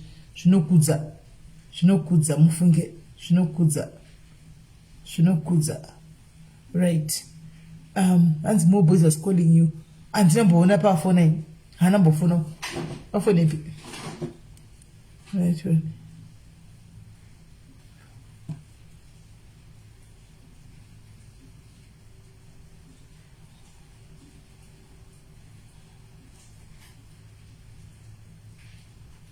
Hapana more boys hapa. Hapana more boys. Right. Fona itinzwe guys, fona itinzwe. Amusina here nyaya. Kana musina nyaya izi ndi divert mbijana. Ndi divert topic mbijana guys. Ndi divert topic mbijana. Hands I send a message on Messenger. Bevan, all right, I'll check. Ndrana no Gilbert. Musi oyo chavi ndito batana no Gilbert munyuwani. Azvurera murume. Kuzvurera mukadzi. Indiripo. Hey. Ndiricha wakapatika kukimwa marula yangu ndapedza ntunotsvaka mugiribeti. Uyu newe hati kushogwa kuri pachena kushogwa kuri pachena mai mwana. Kuyatsoshogwa kuri pachena. Haiwa kana. Right. Ndotwiste here topic. And let me more boys is cute zvake. Ima kutoita zvamukoma more boys kuti vari cute vana zvakakomera ene madiaries ka. Kuda kwenyimbo lipopu kau. Ene munomuvavarira more boys kungomona kudai naye kuti kudai mona. Na everywhere. Zvunga kupedza imose here more boys wacho nayaska. Imika imi madiaries. Hello Kola. Hello SIS MELLY. Muri sei? Ndasvika ndifonewo nditaura kuti sakambozwa kuti akaurayawo SIS MELLY. Maka chii chakaitika nhema inini? Murume akafa imo muno muSouth Africa. Murume akangodona akabashaya. Kudona ezini kudona kungodona kuwa chaiko. Kukolapsa. Asingarwari. Morevesa. Akabangu. Ndisingade kupona because nyaya inondibata zvokuti. Muti kutaitaura kwacho ndokupora kwenyu, kutotaura kwacho ndokureleasa kwacho ndokupora kwacho. Akangodona SIS MELLY akabva afa apa ini ndandisipo. Achibvepi? Akadonera kupi? Mumba ndatobudonda kuenda basi. Ndandi pa night shift musiwo. Saka akatobuda akatondiperekedza halfway. Akabva adzokera. Vandazona ndakungoterwa nemafone calls chingonzi yedzoka kumba. Pandiri kudzoka kumba kudzoka kumba ndiri kuona vanhu vari kungopinda payadi pedu chichiri kumbonyatsoitika chezvo. Saka mumba umanga nani? Akaonekwa nani kuti adoni? Taishare. All right. Okay. So munhu wandaishare naye kuti akamuona kuti adona. All right. Saka ndikuti aindifonera yekuti dzokai kumba. Saka on my way back ndopandaiona vanhu vaita sei vanhu vachipinda payadi. Musoro mangu ndakafunzwa maybe something happened kumwana wangu. Zvandakangofunga izvozvo. Because ndandangopinda naone dzimwewo dzevana kumashure. And then ndasvika pai ndikuona munhu akarariswa pasi vanhu vakutotraya kutomuresuscita vatatofonera ambulance pataenda kuhospital. Kuti tasvika kuhospital kwemba apinzwa muneimwe room asanga chiri mpenyu anga chiri mpenyu sachataura zvotanga mupenyu ndasingazive manje zvokutanga ari mupenyu ndasingazive but anga sachatauri akangonyararisi imi akanga ndingambokomplena nechimwe chinhu kana mwoyo kana chigwe chemwe kana chii before azizimeli virai nditaure zizimeli tasvika kuhospital kwekwe madoctors mbva vazondaidza after about 15 minutes zvikanzi muri munyambocomplain about anything here today vanati haanambocomplain about anything nas but what I know is munhu anga nechi angaine bp ainwa mai mapirisi ake ebp zvikanzi zvonewa we are very sorry chichichi ndikuinyadini ashaika muzasi simeli unoperwa so unoperwa simeli apana ndasiwa mwana wangu anga ne 1 months ndakadokerwa musi woyo upenyu hwangu hwese hwakachinja on that day saka the reason why ndakuona ndanda kunyaradza Stacy because murume wake anenge akafa on sudden death kuti zvitwa sudden death sisimeli inobvarura mwoyo wemunhu and after that unoona hama dzemurume dzinenge dzatokuti wakauraya munhu wakauraya sei munhu akadonha hake handikanganwe mashoko akataurwa nemukoma wemurume wangu akanyatsotonditi inini kwandabva kuchipatara uku ndanzizvoni munhu haangofi just like that hakuna bp inouraya munhu just like that ndichichema murume ndiri pakati pekuchema murume akandiudzawo daro murume achiri kumuchari unorwadziwa zvokuti unototi saka vanhu vari kuzosvosva ndingauraye murume here ndichisara ndega nemwana ndichizochengeta mwana ndega ndoka mwana kari kutaura pasaidhaka atokura zvakaitika 2016 atokura ndakamushorwa negore ikozvo zvakutoenda grade 1 next year hapana kana anombokusapota kana anombokudi kana anokutengera yogati kana switi chaiyo mwana kana anokufonera achikubvunza kuti mwana wako ari stay not even kokuzodongorerawo mwana wacho dongorerani unongochingotataririka uri 1 manzwa angakaroora here ndopaunoti ndakaroorwa ndikatochata naivedhiwe ndikatoita waiti wedding yakatyisa zvekutyisa zve 2008 zvinhu zvakaoma naivedhiwe sisimeli vanhu vanochinja vanhu vakaoma sisimeli zuro vaikufarira nhasi vatochinja havatochinja and zvinoita mwari ndakachema mbodza sisimeli ndikati mwari inini handina zvandikaita munhu kana munhu endine zvandakamita pamwe handizive pamwe mamhepo anonditeera kana chii zvakaitika mamhepo kana kuti pai mwari ndiratidzei vanhu havanofanira kuratidzwa kuti I didn't do anything kwaamai avo inini hapana chandakaita kwaamai avo kwakabva kwafiwa futi kumba kwavo ikokoko nemumwe wakafa sudden death futi zvikanzwa kudla family yose handimazvona ini ndani hansisiko saka ndindareya family yesu kunongwe unodla uri kwauri ikoko vanobasa nazvo here vanhu vanotaura zvavanoda vanotaura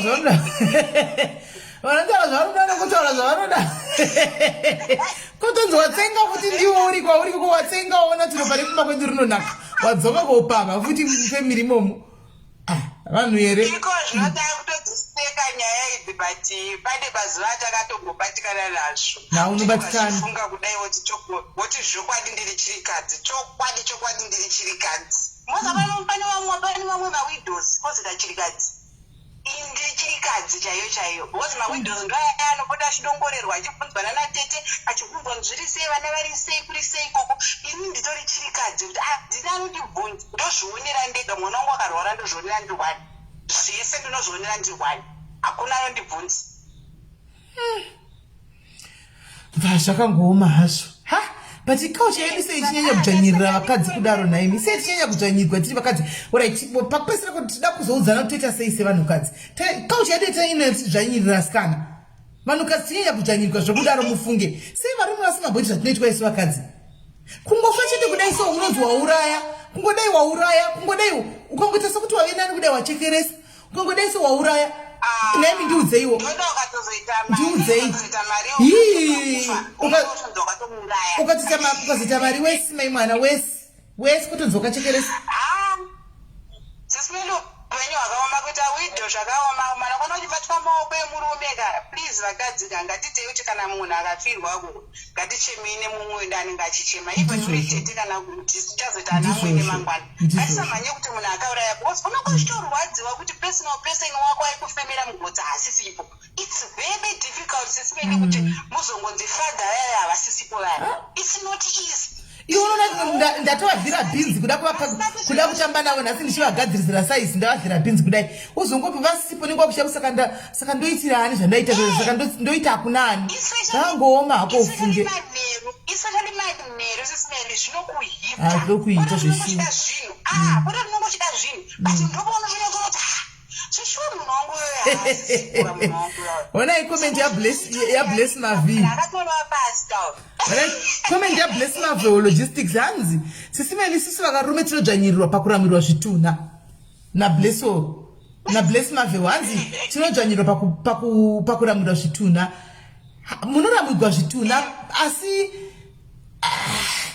but anzvanzi bless mavi but aiwa but kuvarume zviri nani waona varume vangani vanonzwa chinzi varamirwa zvitunha varume vangani zviri nani kuvarume vanoramirwa zvitunha havo but zviri nani pane kuvakadzi nokuti varume vanongotorawo vana vevanhu vogara navo vasina kuroora anomaona vanongogara nevana vevanhu vasina kuroora saka pakazitika chinoitika manje hama dzedzi akudawo pfuma zoti chiroora anomaona but kana wakaroora haumboramirwi chitunha.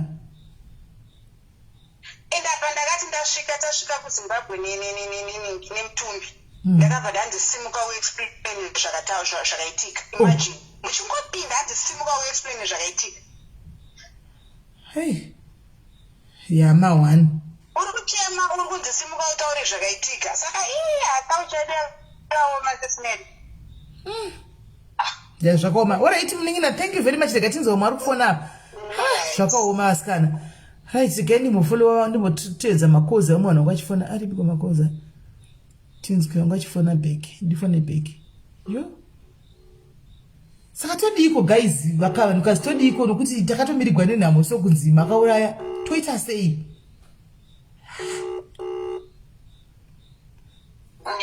Hello kola sorry ndaritena kole yenyu ndaona kuti vamuchitaya kufona. Alright right resimele ndiri right kanjani moshe nyaya yekufirwa yakaoma simeti kungonzi chirikadzi ini murume wangu akarwara but taiva kuzimu panguva yacho iyoyo chibva tazouya kunoku kuti arapwa achibva asvikoshekera kunoku anatomboita mwedzi achibva ashaika but kungorwara kwaaita zvakatongotanga zvitonzi wakatomudyisa kwanzi wakamupa mushonga wekuti umudyise kuti apuse saka mushonga uya ndo wapanduka wakumurwarisa. Sisimeli murume akashaika ndiri kunoku ndakaenda kuZimbabwe nemurume sisimeli hapana kana one akataura neni. Unonyepa serious chema ngoti chandawira pano endaziva nakugara ndisina kutombosvika kana one ikataura neni ko bhodhi dei wakagara waizodii nebhodhi kumbofungwa kuti pamwe dei ndakatumira aiwa zvasingazoichikona zvaitozita wesi manje zvangasingaiti aiwa pakutumira bhodhi zvangasingaiti manje zvangasingaiti akutumira bhodhi zvangasingaiti iwe waitonzi uri kutyei wasarirei sisimelika moziva kuti apa ndaenda nehama dzangu kuita kunge tisingazivi kana simeli kuita kunge vana baba vangu nanamai vangu neni kana kutaura nesu sisimeli kana kutombotaura nesu kana kuda kunzwa kana anything kubva kwatiri sisimeli mwana chaiye vasingabati mwana kana kutombobata mwana sisimeli aitoti akatoenda pavari vaitosuburuka mwana zvazvokuti angaziva kuti ava ndigogwa ava ndivana vatete kuchinzi wauraya zvanga zvakaoma sisimeli nanhasi ambeno saka makazozvikunda sei makazochengeta munhu sei mukazobvapo sei makudzoka musingataudzani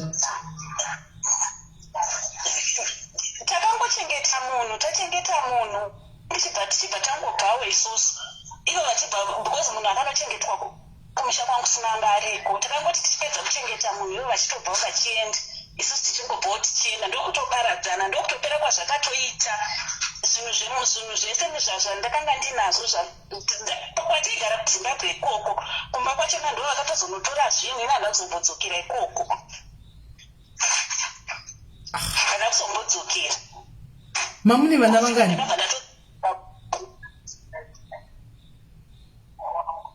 Mamune vana vangani kona? One. Apanga ane gore, izvozvo akatosta 2 years, vakasheka ane gore. Last year. Asi mamusina kurogwa here naimaini? Kutororwa, kutozikanwa SIS MELLY. Achiti munhu vakangotanga kungoti titongororana zvikanzi murume uyu atochinja. Ani muri kuona zvikanzi akadyiswa nemukadzi wake because achinja zvisiri zvaaimberi. Atochinja saka mukadzi wake akatomudyisa. Paakatanga kutorwara zvikanzi takuudza. Paakatotanga kurwara SIS MELLY ndakafambiswa mumaprofita kwandisina kuenda. Ndichinza ndei unobatwa kuti wakatodyisa munhu because takazvinzwa kumaprofita. Ndichienda SIS MELLY munhu achirwara chinorara kumasowe. Tichidzoka usiku, tichidzoka futi mangwana tichiteredzeswa zvinzi tokati zvibude chete kuti wakamudyisa. Ndichienda SIS MELLY. Zvikashayikwa, pakashayikwa akataura. Hapana zvakamutaurwa ndiripo, but vaiti kwanzi tikaenda tega zviri kubatwa, kanzi kana usiku iwewe sezvisiri kubatwa, but tikaenda tega tiri kutozvoudzwa kunzi ndowakatomudyisa. Mushonga wakamudyisa ndowapanduka. Ima musina kumbodyisa here kana maini? Kauya kunoko munhu akasvikonza Cancer. Yakanzi ane colon cancer, but patakazouya ipapo yatonzi yatopa stage 4 makainonokera. But ivo still havana kuzvibhilivha vaingoti wakaumuraya. Kwanzi kenga kurima. Saka ndiwo wakatomuroya, wakamudyisa poison yacho iyoyo. Asi imi pavakanga marogwa, mamunenge wakati imagara mese? Tatone 2 years. 2 years mamuchiri. 2 years makamuchiri fresh. Mamuchiri kutodanana, mamuchiri fresh, mamuchiri tori fresh chaiko, mamuchiri kutodanana chaiko chaiko zvotodanana chaiko chaiko yanga chiri fresh kalafi.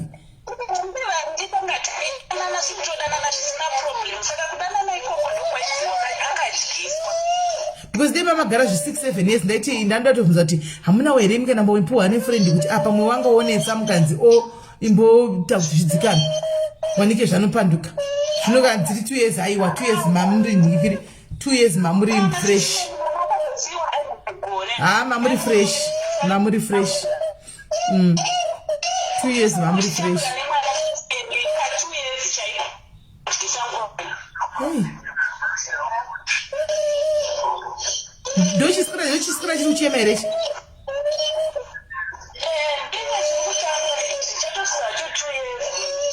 Shame.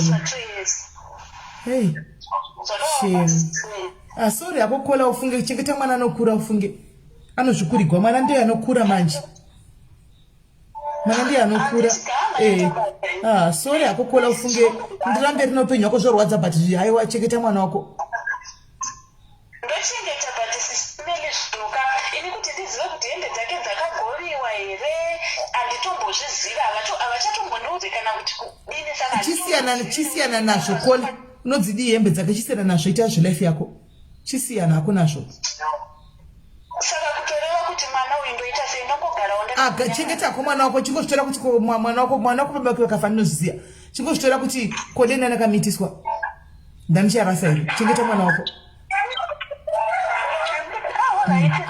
Chengeta mwana wako. Ndiye ndo uchengeta mwana chakuchengeta mangwana chengeta mwana wako.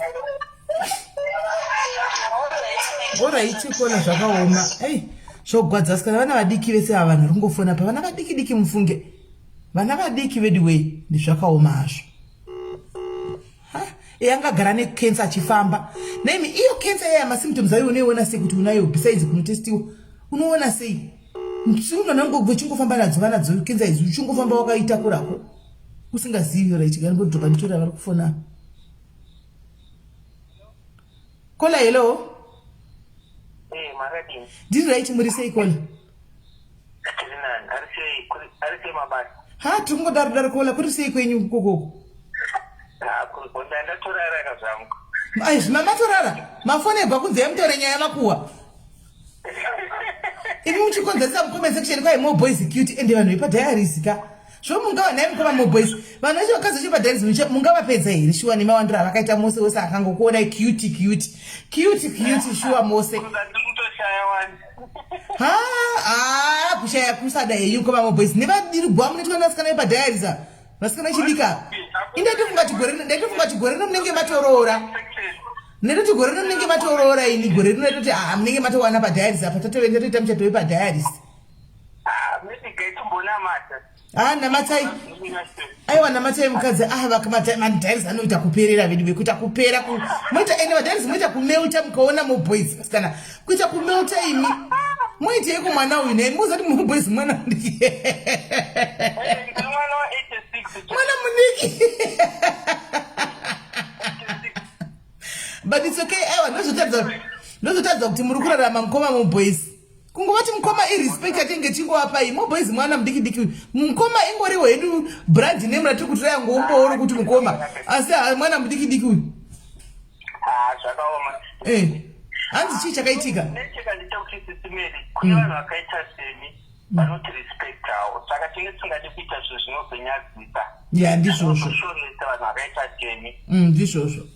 Maimbotaura nenyaya yanzazenyu naane mascandals musocial media akuita sei kwakuita mascreenshots. Zvonetsa. Zvonetsa. But anyway, anti vanhu ari kuyerekwa ichi. Vakawanda. Stereki. Handitika madhayari. Zvekukwanda zvekudaro chaiko zvekutowanda zvekudaro chaiko. Handitika. Anyway, chisimedi kesi yandakadhila nayo ndeyekuti murume anga achigara kuCape Town. I think so achishandira ikoko. Juma yanga ari kuno kuJohannesburg. Saka mashure akangoita murume haasi clear. Because pari pakaitika armed robbery pakapfurwa vanhu vakawanda. MaZimbabwe vakasvikirwa vari pane imwe nzvimbo ndobva vapfurwa. Saka unfortunately kuti iye ndiye akafira passport. Vamwe vakomana vakapona. Ati vamwe vasina vari ICU. Saka isusu family yakangotapoti yakangoti hati kumbiro tumite basa mutendese report kuZimbabwe. Ndobva tati no vatagriya zvese kuita basa.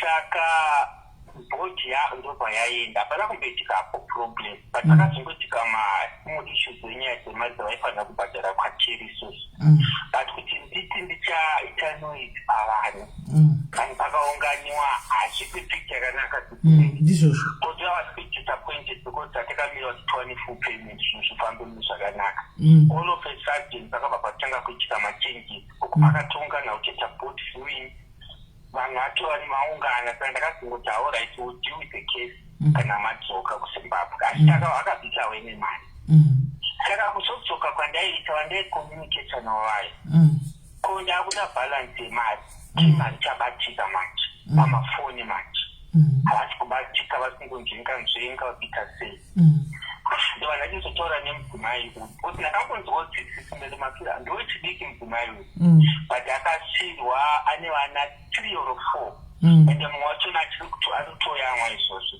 takuti ndichanesa chirikadzi iyoyo kutoti bhaobhisa ndakangotiwo let me give you maybe few days to you kuti tone ndosina kutaura naye because uyu wandaitaura naye pakutanga anga asatobati mafoni angu mamessage pawhatsapp kana akazenge ndangoti let me just deal with the district wife tikadzivise nyaya yachona kawanda saka ndakazosangana naye manje ndobva ndataura naye edeya akazondipa hake mari musi wazondipa mari wachona kusapa nemamba particulars andandinayo ndakambudza kuti ko zviri sei kokuzoti zviri sei ndobva atondidza kuti koma muboyi zvakaoma izvine zvondo dzandiri kurwa nadzo hadzikuita dzakawanda nditova patight hama dzese dzatondimumotera they are not even interested nemwana mucheche kuti achararama sei vese vari kutoda mari kubva kwandiri murume achanga nemari pane bheki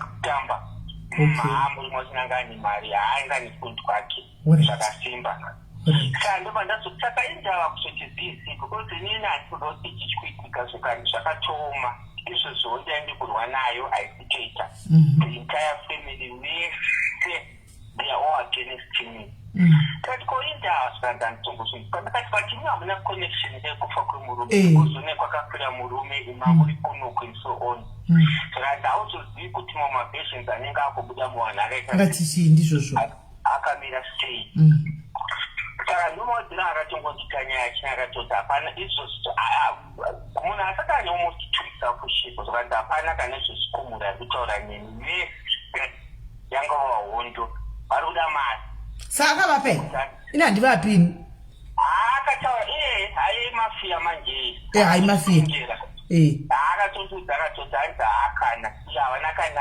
senza hanzi attitude vasikuiteyoyoka usanda izvozvo vataone mari saka point yamamutaura yezisimeli this pamunoita mashows enyu muri kutaura zvinhu zviri kuitika reality on the ground zvekuti vanhu vanofanira kudzidza kuti muupenyu uyu munoitika zvakawanda wanda chakagona murume uyu anga ane malife insurance anga ainawo anga akanyoresa kuti mudzimai nevana uye zvemapepers ake mauyu anga ainawo ndo zvinhu zvakakosha izvozvo because wakangorarama usina izvozvo panoitika anything unogona kunge ungotorerwa zvichisimba unotorerwa Then I also want to comment nenyaya yataurwa nasisi vai nemurume kumwe anzi akamwa tibi akamwa tibi yakaicherera it is a state story sisimere but chandangodzidzawo paari ndezvekutiwo kazhinji zviri nani kungo wakangoona panzi nemunhu pane munhu uchingoona magrey areas achiitika zviri nani kuti semunhu wemudzimai ubva wangosiyana nazvo sometimes it is good to enjoy life yekurarama uri single maona sesimefungidzirawo sometimes it's better to live to be single than to lead a broken marriage. Yeah, of course. Chobozvikashira kuti gore rero ndikumbogarawo ndisina munhu kana azouya anyongoyawo because story yavo inonzwisa kuti imagine kuti wangu akapa kuti munhu 23,000 she's being abused and so on for what at the end of the day apa pamwe ari kuabhizwa nemunhu wacho mupenyu hake futi pamwe hazvina shuwa nekuti apanga mboshaki kana hwana akatora pikicha vose family yose igoti hatina kuenda kurufu yose saka akavigwa nani. I think pamutaita mawo maprograms enyu munofanira kumbounza topic yekuti why vanhu vachiramba vari maabusive relationships or marriage chimbonzwova kuti chii chinoita kuti dzimwe dzenguva kuti munhu angoramba akabatirira uri kurohwa every day uri kutukwa uri kuitwa chii chinoita kuti uramba wakabatirira. Takamboiita iyoyoyo tikafind out kuti the most vanoti handina pekutangira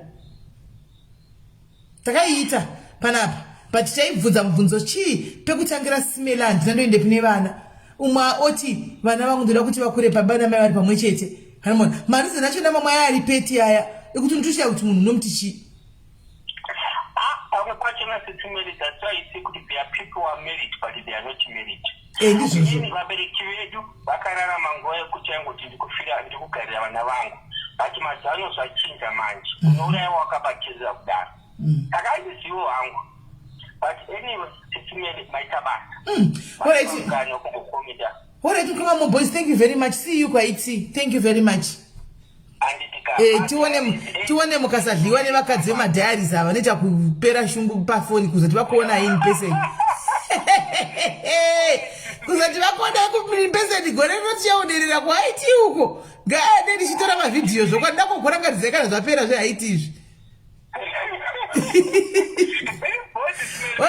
Alright, Mkama boys, sharp.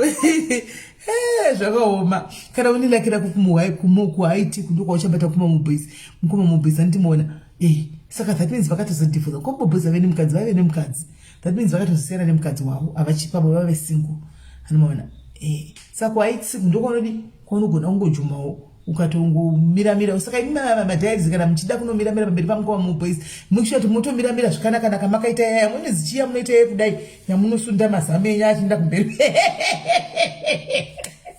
uye mboni zvatomboona masititu ino chiko yamunoita yaya munosunda mazama achiuya pamwe chete pamberi apa ino ichi kutora kola hello yes kola how are you fine and you makati kwa SIS-MELLY ndidaitika njani aiwa tiniwa penyu yedu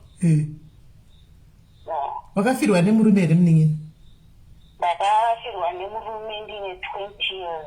20 20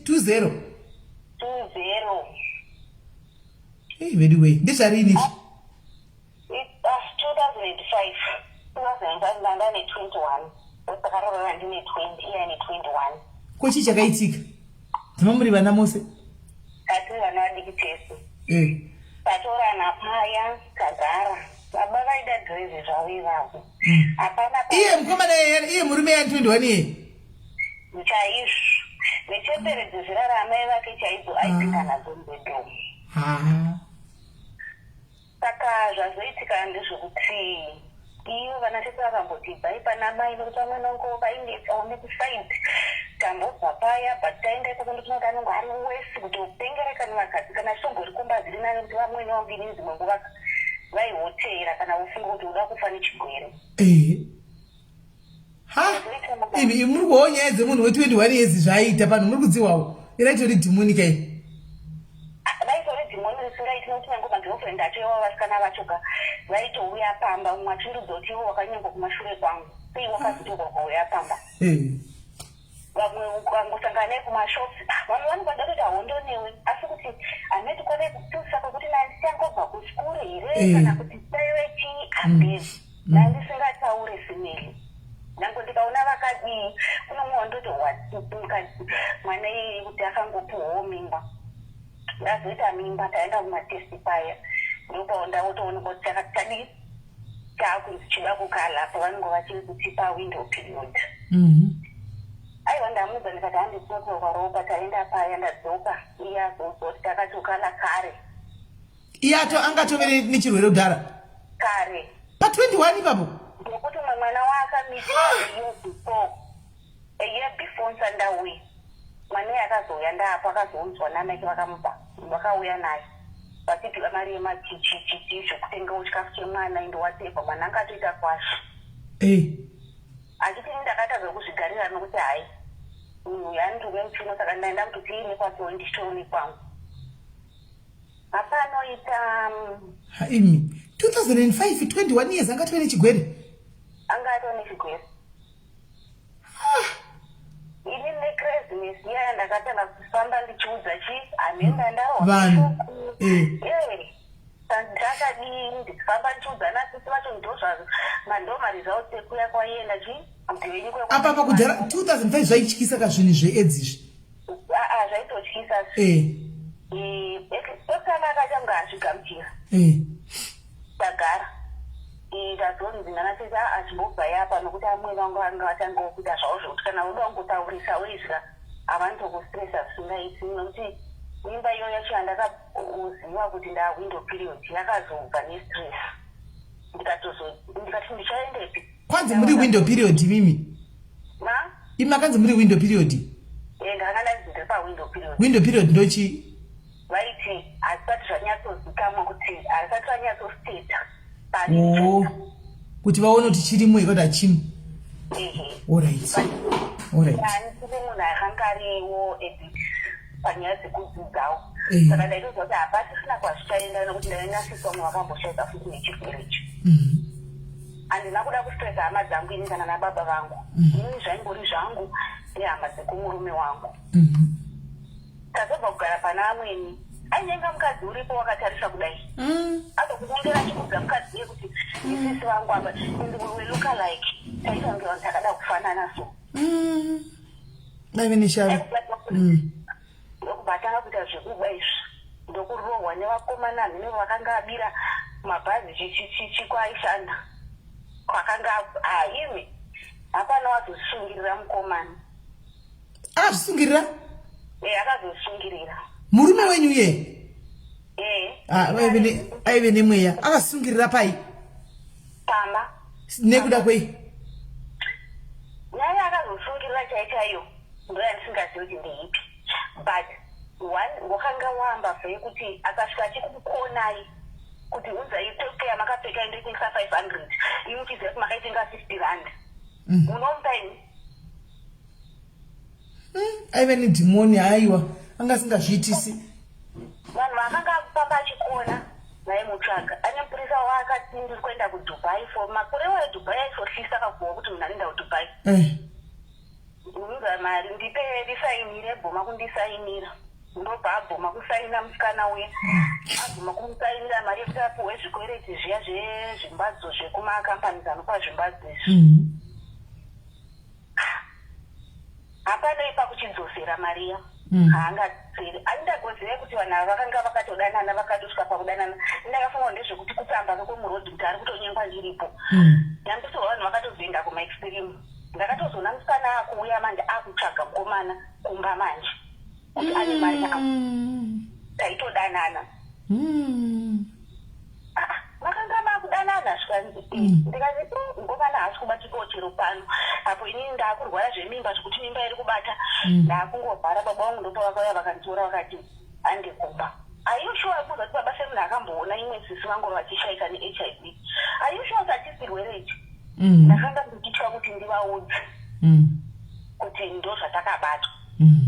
Nokuti ndandisingade kuti vamurwise nokuti ndaiziva kuti hazvino zvaitopedzerana kumapena chaiko. Ndizotakakurira mupostori yekuti aiendeswa kumusecho. Ende nguva yandakaenda kwaari vaiziva kuti ndiri mhandara. Saka ndakanga ndisingade angucreata drama. Sezvinewo akazongozviuraya ega. Azviuraya ndiri mumba paya, vanhu vekumarai ndo vakatouya kuzomukochonora. Muri mumba hamuna chamuri kuziva panze? Aiwa, akatombouya kuma6 kuti ainzi aida kutanga auraya inini. Kuimaira kuuraigwei? Kuti handidi kuti azosara achiura. Selfish bastard. Selfish. Azosara achinengwana vamwe varume kana kudini. Saka akazvitaurira mbavo, vanhu vakangofunga kuti sejoko. Semunhu anga adhakwa.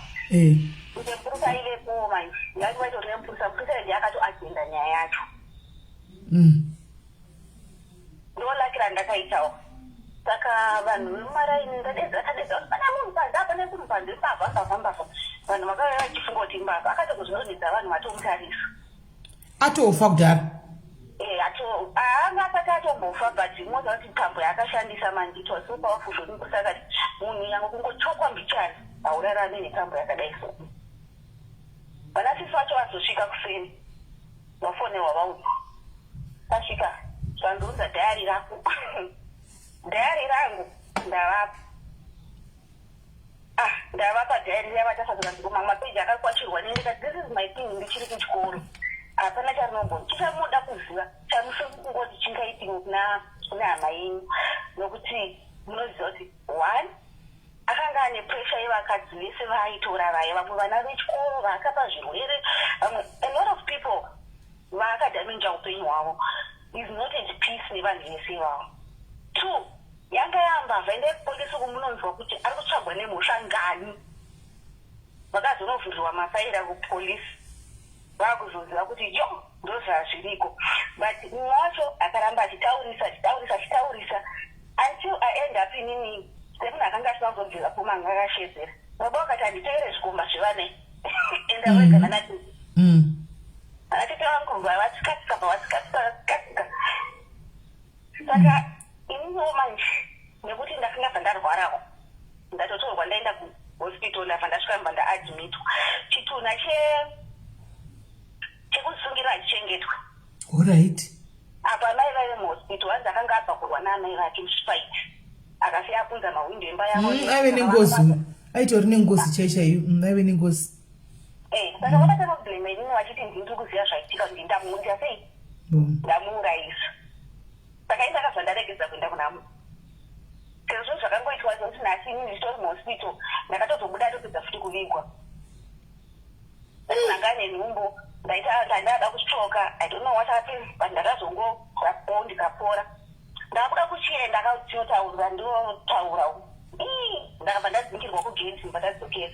From then ndakadzokera kumba ndikanozvigarira nemwana wangu. Ndapona ndobva ndavaudza kuti kwaponiwa zvikanzi hatinei nazvesu. Wakaurayisa chii? Mwana wenyu. Ndozvananzi namwe tete. Usavhunduke nazvezvo. Mumushana wahasiyewo kutanga kuzviuraya. Kana wanga usingazivi. Iye ndewo chifo. Every generation ndona anoziva sei? Anozviuraya. Saka pataka apo futi mai vacho maraina vakati iwe vada kuvhundukirazana nebasa rese.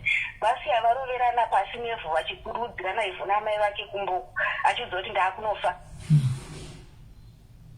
maika vakati hazvina basa ifa una kana besero panyika afa manjima kuti munhu ndiauraya afa hapana chandakawana vakangotora zvese chinyararise vanangosiyo zvakadaro iye munhu anganaiti wendu wananganiko zvaito zvitishoma chakuti ndakasvika ndichitanga tichitenga tese izvozvo tizvishoma izvozvo vaivengori neudyiri vakati ndezvedu zvino izvozvi iyero vakatora vachazviziva vachinazvo asi zvakasodambuka kudhara hapasisina kana chiripo nokuti ivo vakatozoshaikawo mai vacho nekuti zvinhu zvemufi zvazvinoita zvinhu zvemufi is either zvinotevera muridzi wazvo arimozviziva plus hembe dzakadzi angatopedza nekugovera hanzi aingoti waona kuhama dzacho kuti mai mange ndiri kufatorai plus munhu akafa zvinhu zvake zvinotevera chiro mukadii zvinoparara zvokuti muchadi zvaparara sei zvinotevera muridzi wazvo zvinhu zvemunhu akafa zvototora zvinhu zvemunhu akafa zvoparara icho hazvina kwazvinoenda but ndofunga iye aitoriwo munhu aive munhu airwara chigwere chepfungwa murume wenyu aiwa pfungwa ndoasingarwari angatokasvika nemweya chewewo kuti munhu akakuru asingazive dzinza rake but time akatanga kuti ndakunoziva dzinza rangu ndopaakaita kuti avhurirwa mweya yese ndobva atanga kuita zvikuru aasitoshura chekutoshupa chekutakaudike kuziva he was a nice good guy hazvakaoma tangoti garei ndokubva zvatanga zvekuti mwana havamuzivi vakasanga kuda kumumhoresa vamwe vacho tete vakasanga kumhoresa a6 years nameti nhomba dzangu vakadziwa nepi ndobva vafona noti patainga takaparadzana pano pasina anoziva kambani ndaitorina foni mwana ndobva afundosva kuti saka mutoriko zvenyu ndaifunga baba vangu vakafa vacho vanonzi vakafa vasina hamai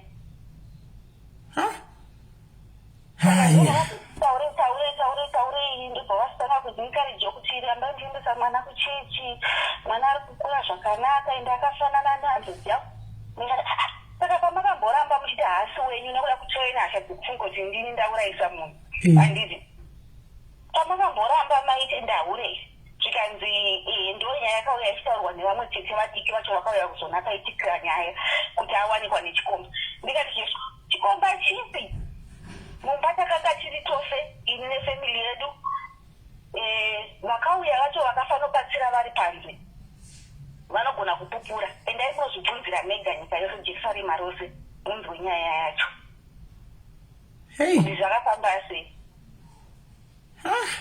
panzvo zvakati akanzwa nemunhu akanga atanga kusvika just because pamwe aindivengawo here kana kuti akanga afungei hamieno saka nyaya dzacho idzodzo dzinonetsa dzekuti munhu wafa ari paburi vanoblema mukadzi ari present uku kwaabva kwavasiya varoresana vakaendesana kumapurisa kugirlfriend kwaanga ari uko vakapisa zvinhu zvese zvegirlfriend azvitaurwe vanotaura acho innocent ari kuzvigarira ari mumba ndatotorwa nababa vangu kuti dzokakumba watambudzika nokuti ndaive chinoperwa nevanhu midnight pamba patairocha tikatotoda zvasita zvidi panezvi nokuti vamwe vacho vana vachinoka panapa vachiti murume wakwane chakati chedu murume wakwatora chakati chedu akatora chakati chedu handisi muri kuzviona vakati dzokakumba vanopesa vauraiwa nevanhu ivavo vachikurayira zvausingazivi dzokakumba but at the end I was surprised kundo inini hangu hazvina kundigoa hazvina kundinetsa because ndakangoti let it go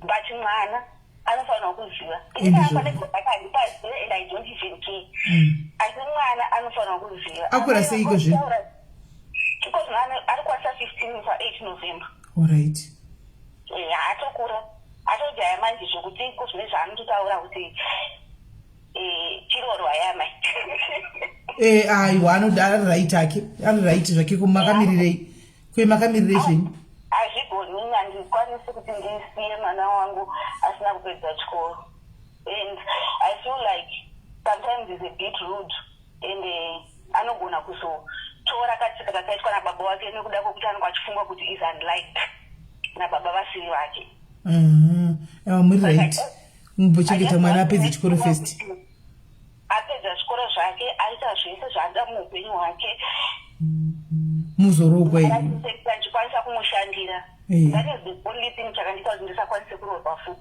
because I was feeling like if I just do the same ndichatedzera zvakaitwa neamwene vangu then ivo ozova nehatred aiwazogara kurwisana neni vanhu pavachamudza kuti amai vangu vakahura taurisa baba anditika he's not going to understand the story.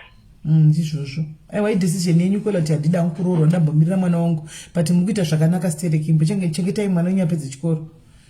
Vakafa hati mazviona kuti kwai ukachera gomba unoficherera gomba rako ndonowira mariri. Vakazvicherera gomba ravo vachishunguridza nechingure vakawira mariri. Ukachera gomba rako unowira mariri. Ndokuti vanhu vese vakanga achibira pane mukadzi wandakarwadziwa naye ari kuuya nhumbu yakuda kuenda kuleba ari kuti murume wenyu aripo here akandiudza kuti ndakamupa mai yangu achanomitengera zvinhu kuspinwith bhudhi wake wanoshanda kuspinwith. Ndikati ndiye mukomana wanomba mawo vamwe vese vasikana.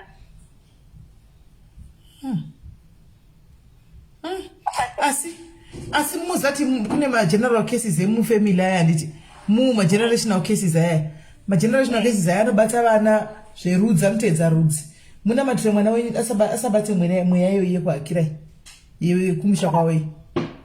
Ndo zvacho zvandaiedza kuprotecta kuti ndikazoroorwa manje no one will stand for him and family pamwe yangu inenge isingazwisisi. Aiwa mundakagona kunzwisisa nezvazvo.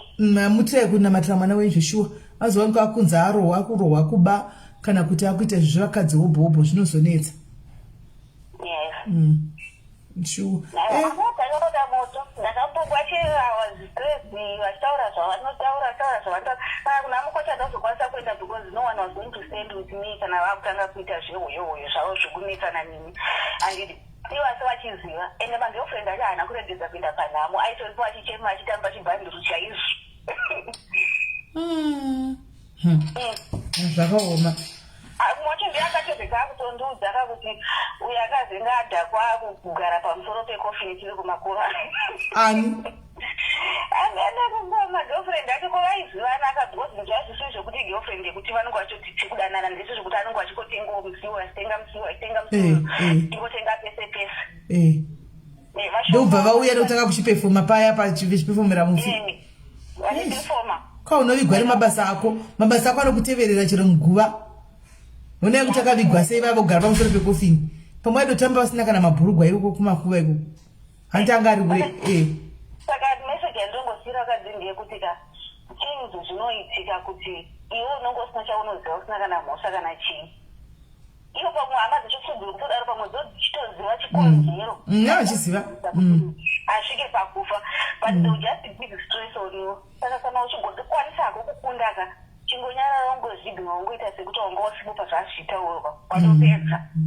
Hama dzechitoziva but dzechida kungotsvaga munhu wekubhlema chete asanga chichiziva chokwadi. Taipa pakafunga kuti vaitoziva zvavo kuti it's a generation thing kuba zvakasa vatezvera vanga vachipondwa nemukoma wavo every gore kwaita vanhu anofa nekuzviponda kana kuti every 2-3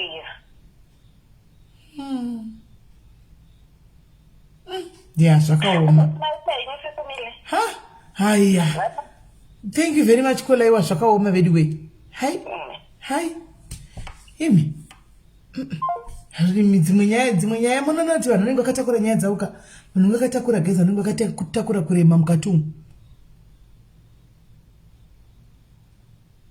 Vanhu vakatakura kurema mukati umu guys. Kutakura imi zvakaoma.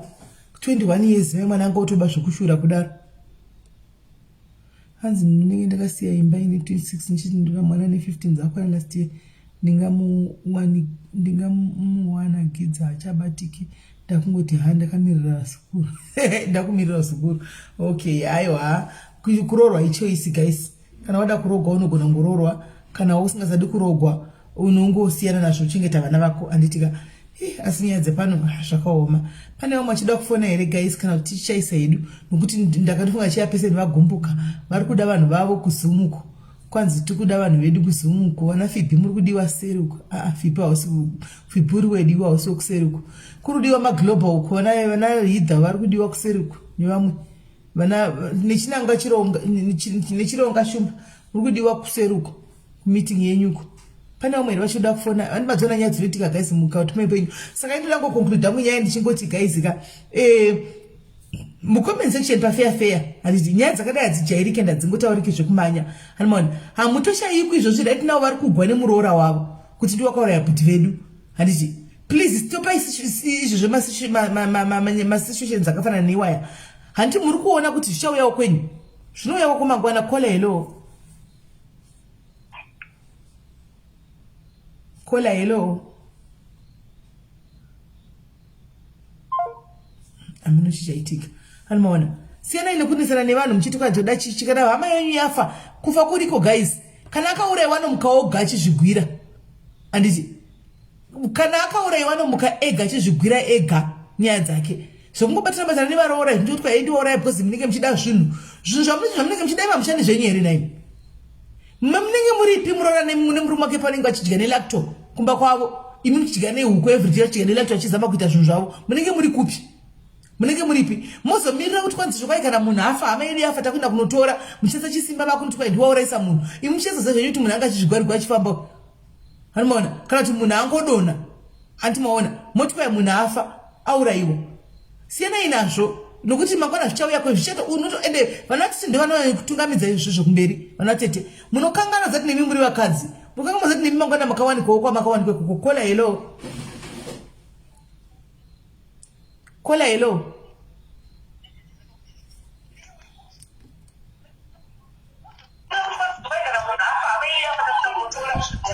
Kola hello. Hello, SIS MELLY. Hello, ndandatu kudropa muri sei? Hanzi wekutukwa mucomment section. Hanzi madi. Ndine ndanyora kuti ndine muroora wangu akakonzeresa kuti hanzvadzi yangu ife. Alright. Akakonzeresa sei nai naimai akakonzeresa sei muroora wenyu? Izvo zvakaitika ndiripo handina kuudzwa nemunhu. Okay. Ndakaenda kuZimbabwe. Alright. Saka wiki yechi3 muroora musi weMonday akangobva bamba. Akaenda mutown kunogara kuhotel. Aenda mutown kunogara ikoko. Saka my brother munhu wanga asingafariri kutaura pakuzvarwa kwake. Munhu anga akanyararisa. So muroora aenda kutown kunogara kuhotel. Ini ndobva ndadzoka manheru ndabva kunokolekta passport yangu. Saka hanzvadzi yangu manheru ndobva kuti maiguru venyu vaenda kwavanoita maprayers. Ndangoti ameno ndezvebamba kwavo. Kumaprayers maprayers ekuhotel. Amen. Ameno kuti maprayers yei kana kuti munhu anga achingovhara kuti musazive chokwadi. Saka musi wechitatu kuma7 takagara mumba. Hanzvadzi yangu yakangoti muroora wenyu andifonera ati ndichambo uya munondiendesa kunotenga chikafu. Ndobva abuda ndobva aenda. Tikatu saka akavata asipo imi mukatotaura muchingoti akaenda kumaprayers kwakatagwa nehanzvadzi yenyu.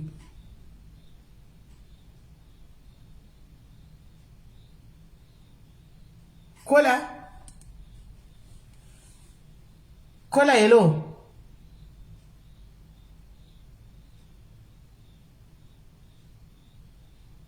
hello. Network yenyu mbeda chinyarara. Ndikuti akarara asipo muchitoti munaenda kuhotel. Akarara Monday, Tuesday, Wednesday. Muchingoti munhu ari kuhotel. Asipo. Ari kumaprayers, I mean to say. Kumaprayers. Saka musi weThursday. Inini ndakabuda mumba. Ndobva ndaenda hangu mutown ndakutorongera zvekuti ndidzoke kunoku. Saka muroora wangu akasara akadzoka masikati. Ndiri mutown mumwe mwoyo wangu wakabhuti rega ndiende kwasisi vangu. Ndobva ndangoti rega ndiende kumba. Saka pandakaenda kumba ndakatodarika station yepandagara ndichidzikira everyday Borodale. Ndobva ndaburuka ndatoona kuti ndatodaridzwa kupi kwandiri kuenda. Ndobva ndaburuka. Saka kwakuenda kuma6 kwakusviba. Ndobva ndichitotaura nasisi vangu ndikati ndatovafonera ndikatoti amai mwana ndadarika station yekudzikira ndatopuriswa apa ndaakufamba zidistance. Saka ndichitaura nasisi vangu kuti vangu vakandipfuura nemota havana kundiona. Ndobva ndakutoti nasisi vangu baba vandipfuura because tata kungoti baba because mai vedu nababa vedu vakashaya. Ndichisvika kumba hanzvadzi yangu ndobva ati ndikandivatora muroora weni pastem live apa pandamudropa achigadzikwa musoro. Angatobva kumaprayers? Maprayers Thursday masikati ndobva akadzoka. Saka imi mukuhotera makazoziva sei kuti akangaenda kuhotera? Ndakazozvinzwa manje kuti vangu vakuda kufa, my last words avo. Alright, handei. Ndobva vabuda ndobva vaenda notora muroora kusaluni. Ndobva vadzoka. Vakatata vagara mudining.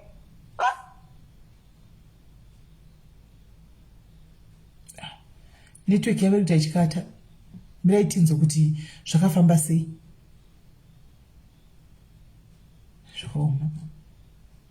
Hello, madzoka amene network yenyimbo ndachikata sitiripo yedu. Ndobva zvadii? Okay. Saka vakapinda mumba ndobva tamhorosana because muroora tata ane 4 days tisina kuonana. Vapinda mubedroom. Ari kumaprayers nemurume wavo.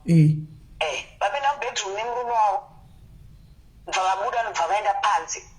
The next 5 minutes mukadzi akadeedzera achideedza zita rangu. Ini ndobva ndakuti handinowo ndezvekuma next door, handinowo vanhu vari kudeedzwa. Adeedza. Saka musikana webasa anga ari mukitchen kuwindo rakanangana nekwaideedzerwa kwacho. Kunzi chi? Ndobva murukadzi ndobva adeedzera. Kuti venyu vamapoizeni. Ndobva tabuda tese mumba. Musikana webasa nemwana yayanzvadzi yemuroora wangu. Tiri 3 tikabuda panze tese. Mutsai kuti venyu vamapoizeni.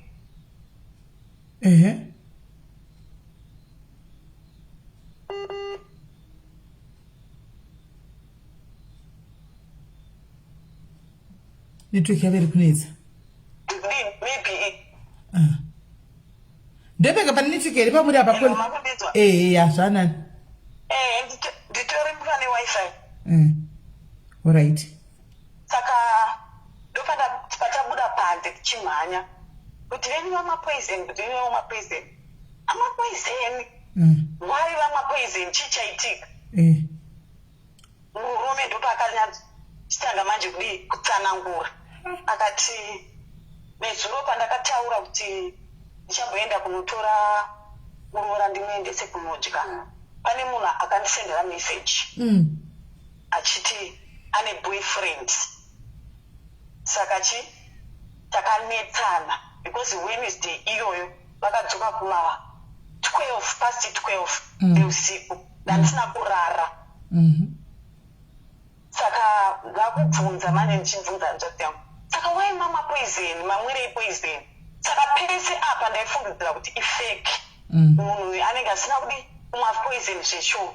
But nekuziva kwemunhu wakazvarwa naye makore muri mese. Saka murume akatanga manje kuchitaura kuti mukadzi uyu anondidai, anondirasira hembe panze, achindirova, akataura zvakawanda. Saka pavakutaura zvepezvi ndopandakazofunga kuti maybe munhu amwa poison zvesho.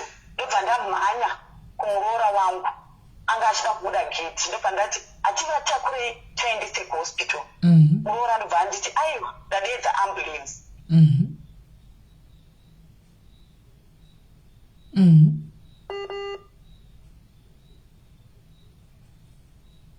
Unotora. Hello? Takateerera. Okay. Saka ndobva ndamhanya ndikati mai guru handienda kuhospital. Abva anditi aiwa ndadeedza ambulance. Iri kuuya manje. Mukadzi ndobva ndadzokera mumba kunotora paindi yemukaka kuti ndivape mukaka. Ndobva takapindirana nemusikana webasa tikabata uyu chigubu chake chemukaka kuti tiamwise. Muroora wangu bati aiwa musavapa mukaka, ambulance iri muroad. Saka hanzvadzi yangu aitofunga dando paaichekeka matumbi kana kuti poison yakushanda, aita kunge munhu ari kuda kutiza. Mwana wehanzvadzi yemuroora wangu ndobva amubata nepadumbu apa achibvunza kuti Tano waimwa mapoison. Ndopa achirondedzera zvakawanda.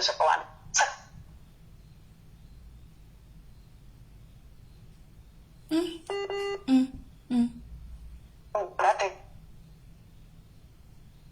Hello. Hello, iri chachikara chaurai.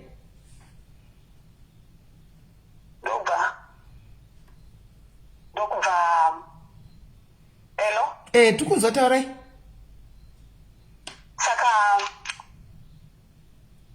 pandakagwadama pasi ndichichema kuti why mama poison mangosiyana nazvo mamwiri poison. So hanzvadzi yangu yakandipedza ka3 akastandaradza makumbo achida kutaura something.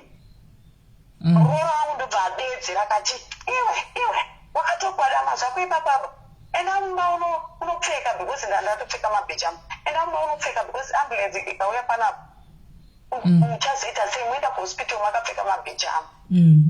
Ndobva ndapinda mumba ndobva ndapfeka tracksuit. Saka pandakabuda hanzvadzi yangu yanga isisatauri vamugarisa pamagarden chairs. Saka ndanga ndaita audio ndichisendera vanhu veukama kuti huyai kwaita problem kunoko. Saka sisi vangu vakabva vauya kumba kuya kwana bhuti vangu vakauya neshamwari yabhuti vangu nomwe murume wavanoshanda naye. Saka ambulance ndobva yasvika ndobva vati andine nemuhospital but ndakakumbira I think 4 times ndichiti kumuroora wangu hativatakure ine mota akati kokana kafika mumota ndobva yawi amaona ndega kuti I think because pandakabuda mubedroom kunochinja akanga arereka musoro achibudisa mafungo nemuromo obva ndamupukuta. Saka pakumupukuta pamuromo apa ndakanzwa pahuro apa pachiti kuita kunge something ndobva ndatanga kutya kuti chii manje chakuitika ichi. Ambulance ndobva yasvika ndobva ndakuti kumuroora chihandi isusu topinda muambulance inini naivo muroora wangu ndobva ati aiwa inatisi kuenda nemi endai. Saka vaitaura zvokuti endai imimi tisi vangu ndobva vasvika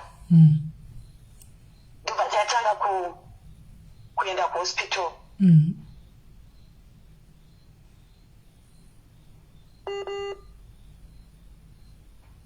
Hospital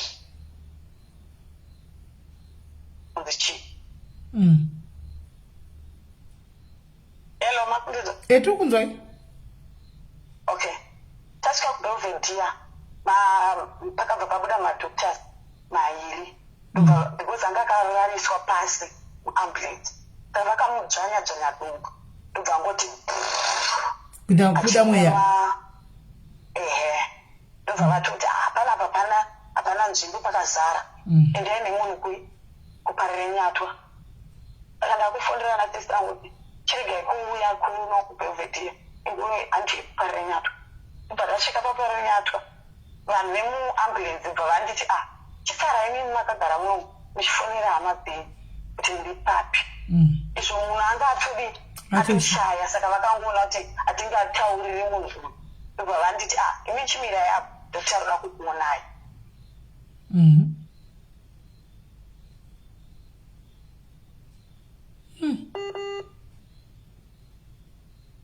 Asvika zvanani munhu wenyu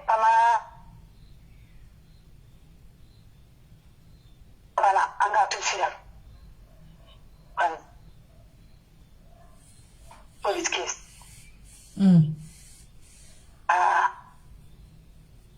Saka manheru acho shamwari yabrother yangu yakafondera mukadzi achimuudza kuti murume wako ari ashaya.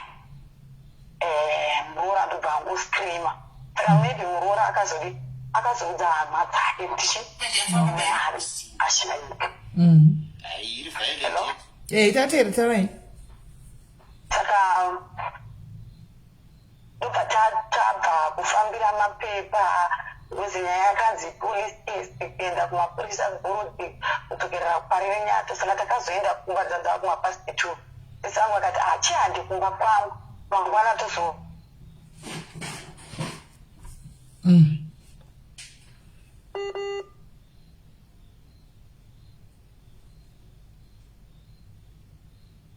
acho befolo hello takateerera itai mukuti muchikata but takateerera fambai nayo. okay saka the following day muroora wangu angatoudzwa kuti chi murume wako ashaya akafundira hama dzake saka isu tikati hatichazovaona chi chazoenda kukumba kwachona mangwana temunhu watakangoparadzana pakumwa mapoison nekudidi saka mangwana acho ndobva ndatamuka chienda kuparire nyatwa kuti munhu anoitwa chi postmortem uzi tata kutarisana neweekend indobva ndati kuna sisangu achirega nditange ndaenda kumba ndinosiya makii pamwe maiguru chi sezvo mota imwe iri kuservice ndinovapa makii pamwe vanonga chida kushandisa chi mumota saka pandakasvika pamba ndakaona mota yaisumuka pamba ichimhanya zvisingaiti bva ndakuti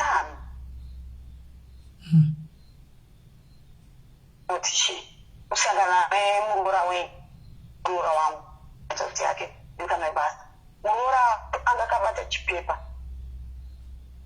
ikanyorwa conduct ndobva aisa namba dzangu nejustisi vangu kuti vanhu vanenge vauya kumba kwavo vachida kubata maoko izifonerai namba idzi ndokune rufina ravo so ndobva muroora wacho ndobva ati tete murume wangu uyo ari kuudza mota ari kuenda kupi kuairport hanzi muroora wenyu atotiza ari kuenda kusouth africa. Yes. Saka ndobva ndakoti all right it's fine ameno ndobva ndatoti kuna muroora wacho but I think maybe munhu arohwa neshoko saka anenge akutokanganisika njere saka ndakapinda mumba muroora musikana ibasa ndobva nditi tete uyai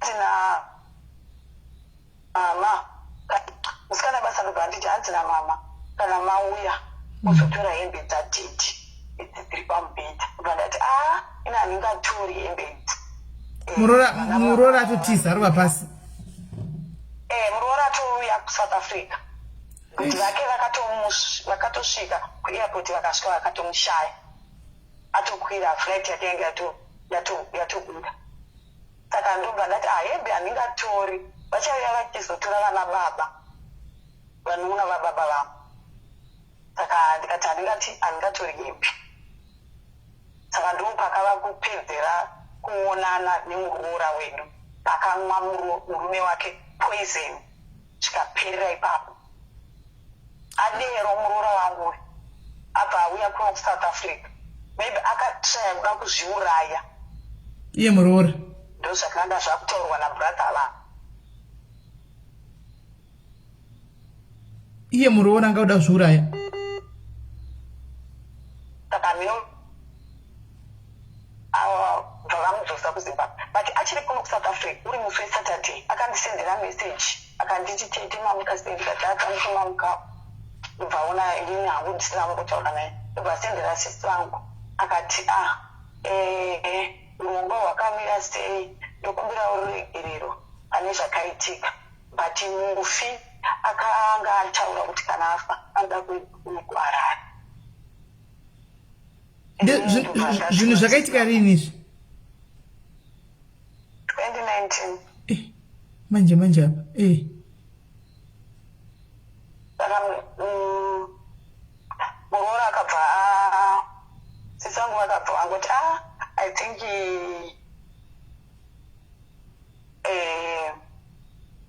zvinoda vana baba vacho kana vauya ndichavaudza. Saka vana baba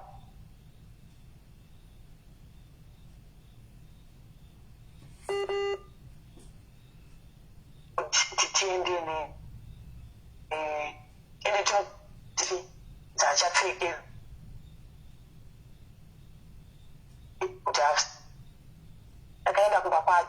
kuine mwana yemuroora nemusikana webasa katatu chete ipapo ukata enda nataka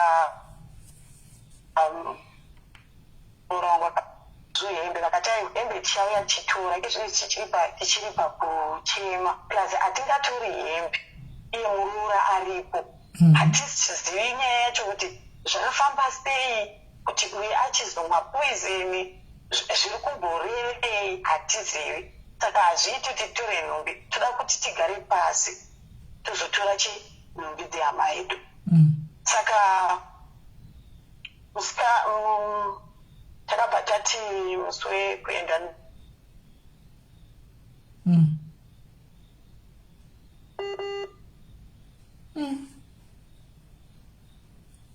but makadhi ekupala zvituba zvimafoni hatina kana chatakaona even kuti tibhilzita hanzvadzi yangu imwe inogara kumusha akazotiradza mameseji aakafuwadirwa nehanzvadzi yangu yekushaya achiti vachinetsana masikati emusi weWednesday nemukadzi wacho akangomafuwada haana chaakataura kumunin'ina wacho kuti ndafuwada mameseji aya zviri kurevei inyaya yechii akangofuwada mameseji saka ndobva taenda hedu kumusha tikamboviga hanzvadzi yedu saka vanhu vakabva varangana kuti kana because kuti vachona vakazoti after 2 months vakati tachikumbira kuti tiite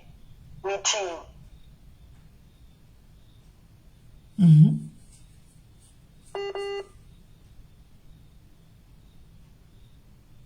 saka vakati aiwa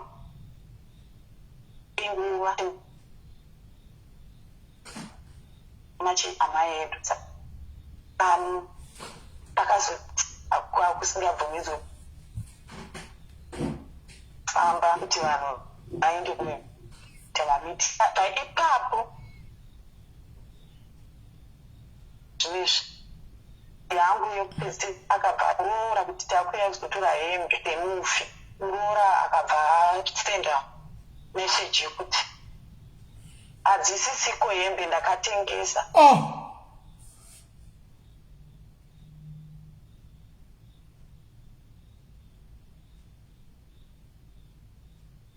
saka ndo pane nyaya yacho saka muroora ari muno musa izvozvi aiwa akazodzoka kumba achirwara because akanga atirabura kuzviuraya here mbva zvaramba saka abva adzoka kuzimbabwe murume wake aine 1 week ashaya saka akamboita time achirwara saka inini pandataura kuti muroora wangu akakonzeresa kuti hanzvadzi yangu ife not kuti tine something chatinoda kumuroora kana kuti isusu hatina chatoziva kuti vanhu ava vakakonana nekuda kwechii ino vaviri vanozivana but vanhu vakazoti takatadziswa kuuya kuzotora hembe dzemufi chichiregaike zvinezvi kuchitumwa vanhu vauye kuzotora hembe dzemufi akati hembe ndakatengesa hakusisina kana chinhu ndobva zvangopera zvakadaro saka hembe dzemufi anodzidii akatengesa kunani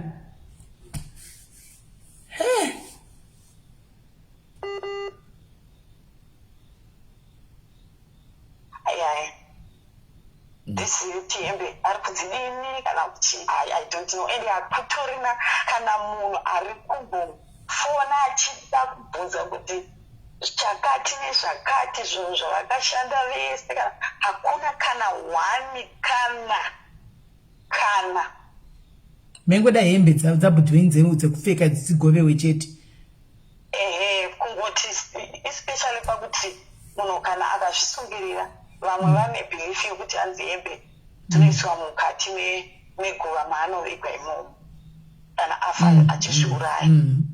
Saka inini nyaya iyi sesimeli murora wenyu aripi izvozvi aripi murora ari kuZimbabwe?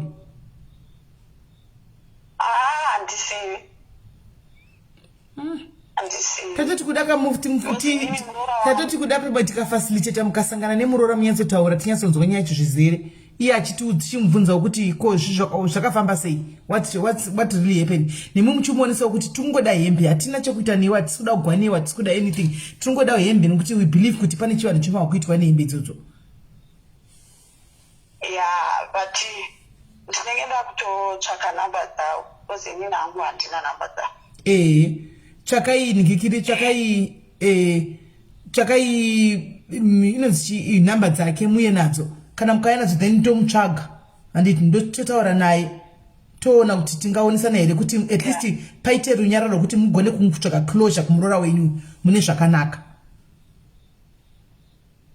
so that you find closure. Chamuri kungoda closure chete, then kana hembe kuri kuti angaida kufikisai anadzo handichika then todi tokumbira kuti iwe kuhembe dzine chivanhu zvadzinoitwa dzinogona kuzokunitsa mangwana chirilisa hembe mobvunza zvamoda kubvunza munyatsonzwa zvese totangira ipapo. Saka inini ndaimbotaura hangu nemusikana wawo. Musikana wekupi futi? Akataura kuti akwanga neta, I think kakuda munhu kumuka here, ndikati munhu anomudwa nevanhu kwake vachida. Saka nyaya yakandibata kuti nayacha kurora wangu akandibata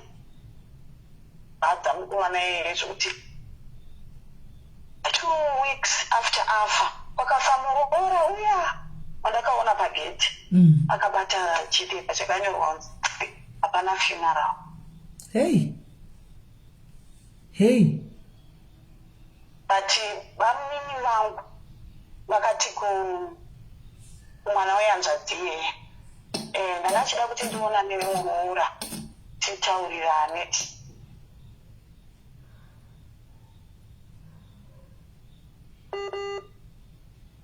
Vari kurwadziwa wacho akaroora, vanhu vanga vakaroorana ati vanga vasinavo vana vese, but munhu anga akatoroora anga achitozikanwa mufamily, muroora tichitomuziva mufamily yedu, murumewo achizikanwa mufamily yemukadzi. Sesimeli nyaya iyi I think from today ndicharara because nyaya yakanditambudza svika pakufonera if you remember panotsvagira psychology makandifonera nenyaya iyi yekuti wai hanzvadzi yangu yakadecida kufira munhu. Ndakavabvunza zvese izvozvo wai madecida kufa emasiyana nazvo mabva matanga mumwe upenyu. Ko imimi ndingambobvunza zvangu nai kufamily kwenyu hakuna mumwe munhu akambozviuraya zvangotanga pana iyu hanzvadzi yenyu? It's the first time mufamily medu kubvunzarana baba vedu hakuna kana munhu akambozviuraya. This is the first person. Hakuna munhu akambozviuraya kana one. Iye ndiye munhu akaita first person kuzviuraya. Saka inini ndinoda kungotaurira hangu kuhanzvadzi dzangu kuti please, kana waona waita problem, share nyaya yako, tsvaga munhu waunosheya naye. Kuti weduwe inini ndaremero, my brother, he was very quiet. Munhu anga ari very quiet, singaiti. Saka I think ndofunga kuti inini ndinonyanya kurwadziwa because ndakagara pamba apa for 2 weeks chionana every day.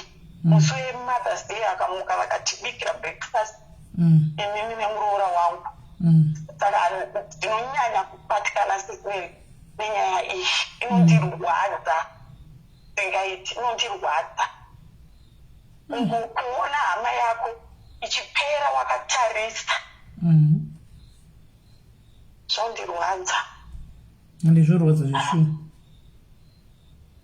I think mucomment section mune vamwe vanhu vanotondiziva vanoziva nyaya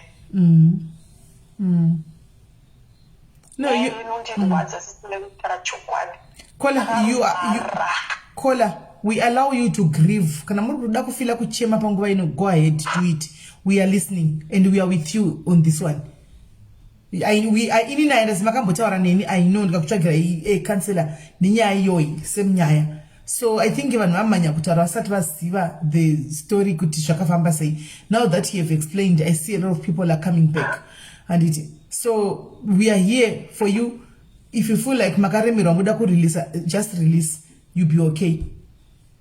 But I think you'll be very much better mukasangana nemuroora uyu one-on-one mukanyatsobvunza ma-questions esami now, and then you hear from your mouth zvanenge achitaura kuti ari kuti kudi. I think that way you will have much closure. Yeah, but inini saka ndichiti muroora wangu akakonzeresa hanzvadzi yangu kufa. Ndakamuvinga 3 times ndichiti ngatiende nemunhu kuhospital achiri kutaura achifamba, ndikatiraya kuda kumupa mukaka, ndikatiraya kuda kumupa 5 liters chemvura. Muroora wangu achindivhara kuti aiwa musamupa.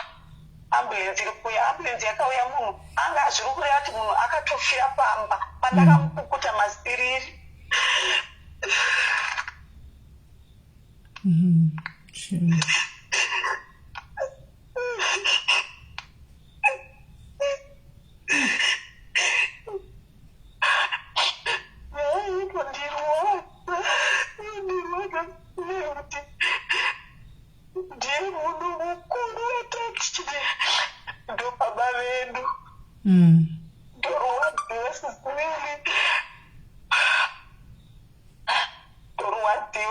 Ndorwadziwa nenyaya iyi zvokuti izvinezvi ndava neproblemu yehati. Ko vekufamily yekumukadzi vari kuti chii? Pakapedzesera vana vamunini vedu nehanzvadzi yangu dasiboni kutaura nabhuti vacho vakasenda meseji, ndichakuforwardira meseji yavo yakanzi mukasha wedu akakashinga. Munhu uyu haiti, munhu uyu ndatiraya nepanogona napo kuti muyosotora zvinhu zvehama yenyu yaramba. Asi totofungidzira kuti kumusha kwedu kwatova negosi nokuti vanhu vaviri vakafa vachideedzana. Brada vake vakatiraya nepanogona napo. Saka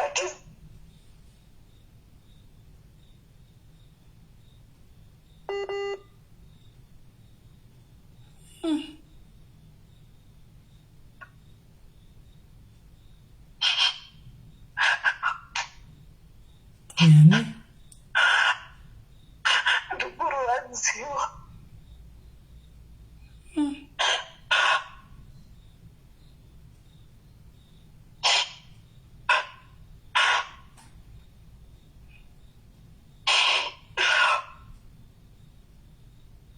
Shame.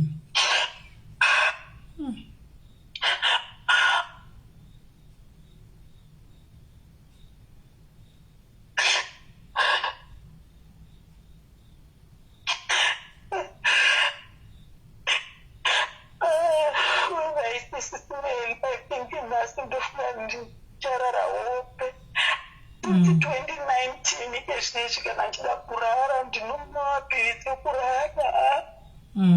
I understand your pain, Kola. I understand your pain. Chiti traisa izvozvo Kola. Let's try to help titsvage closure yacho. Hatisi kuda fight nemuroora, hatisi kuda chi. We want to have a dialogue yakanaka, like munyatso one-on-one, pasina hondo, pasina chi, munyatsonzwisisa kuti what is the reason for all this zvari kuita izvi, reason ingave yei.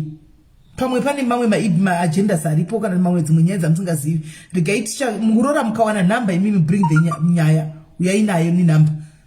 Then we approach him nezvakanaka poitwa dialogue yakanaka yekuti you get to get your closure yamuri kutsvaga.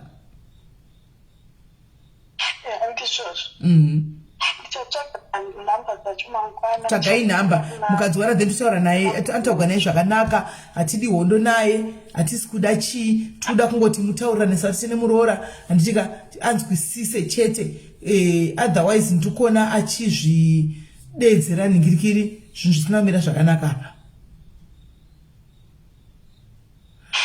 Muri kupi? Anzi muri kupi kwacho Kola?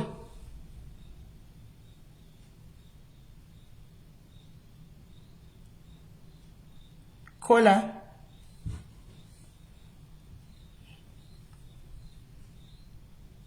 Kola? Network yavo ita ichitiza shame. Kola? Hello. Anzi muri kupi kwacho ku area? Muri muJoburg, Pretoria, muri kupi? Orange Grove kwaUton. Orange Grove muJoburg. Kudusere kwaUton. Okay, pane munhu achanzi muri kupi ndoda kutengera tiketi rekwaitsi muende kunofara nevamwe. Right. Vari muJoburg. Sisi Vimbai. Vari muJoburg. Vimbai Makore. Vari muJoburg. Vari kuJoburg. Vatinge vebve kambosangana nevamwe vanombobvisa pfungwa. Vanombobvisa vakasanganawo nevamwe zuva rose vachitambawo vachiseka zvezvichitika nevamwe vachidini pfungwa dzinombo nokuti mara vakaramba vangomavapirise kurara anopesera kuvakanganisa futi naivo handiti. So I think that is fight kuti that is okay kuti vambobvisa munakano, vambobvisa pfungwa handiti maona.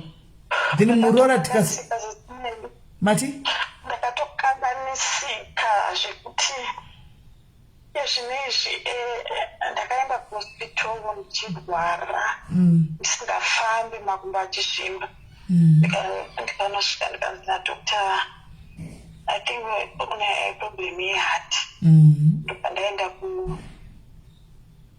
na specialist ndikanzi hati yangu yakakura wakaita stress saka zvakakonzeresa kuti hati yako ikuru but ndokuita nane. Aiwa, you'll be okay Kola, you'll be okay.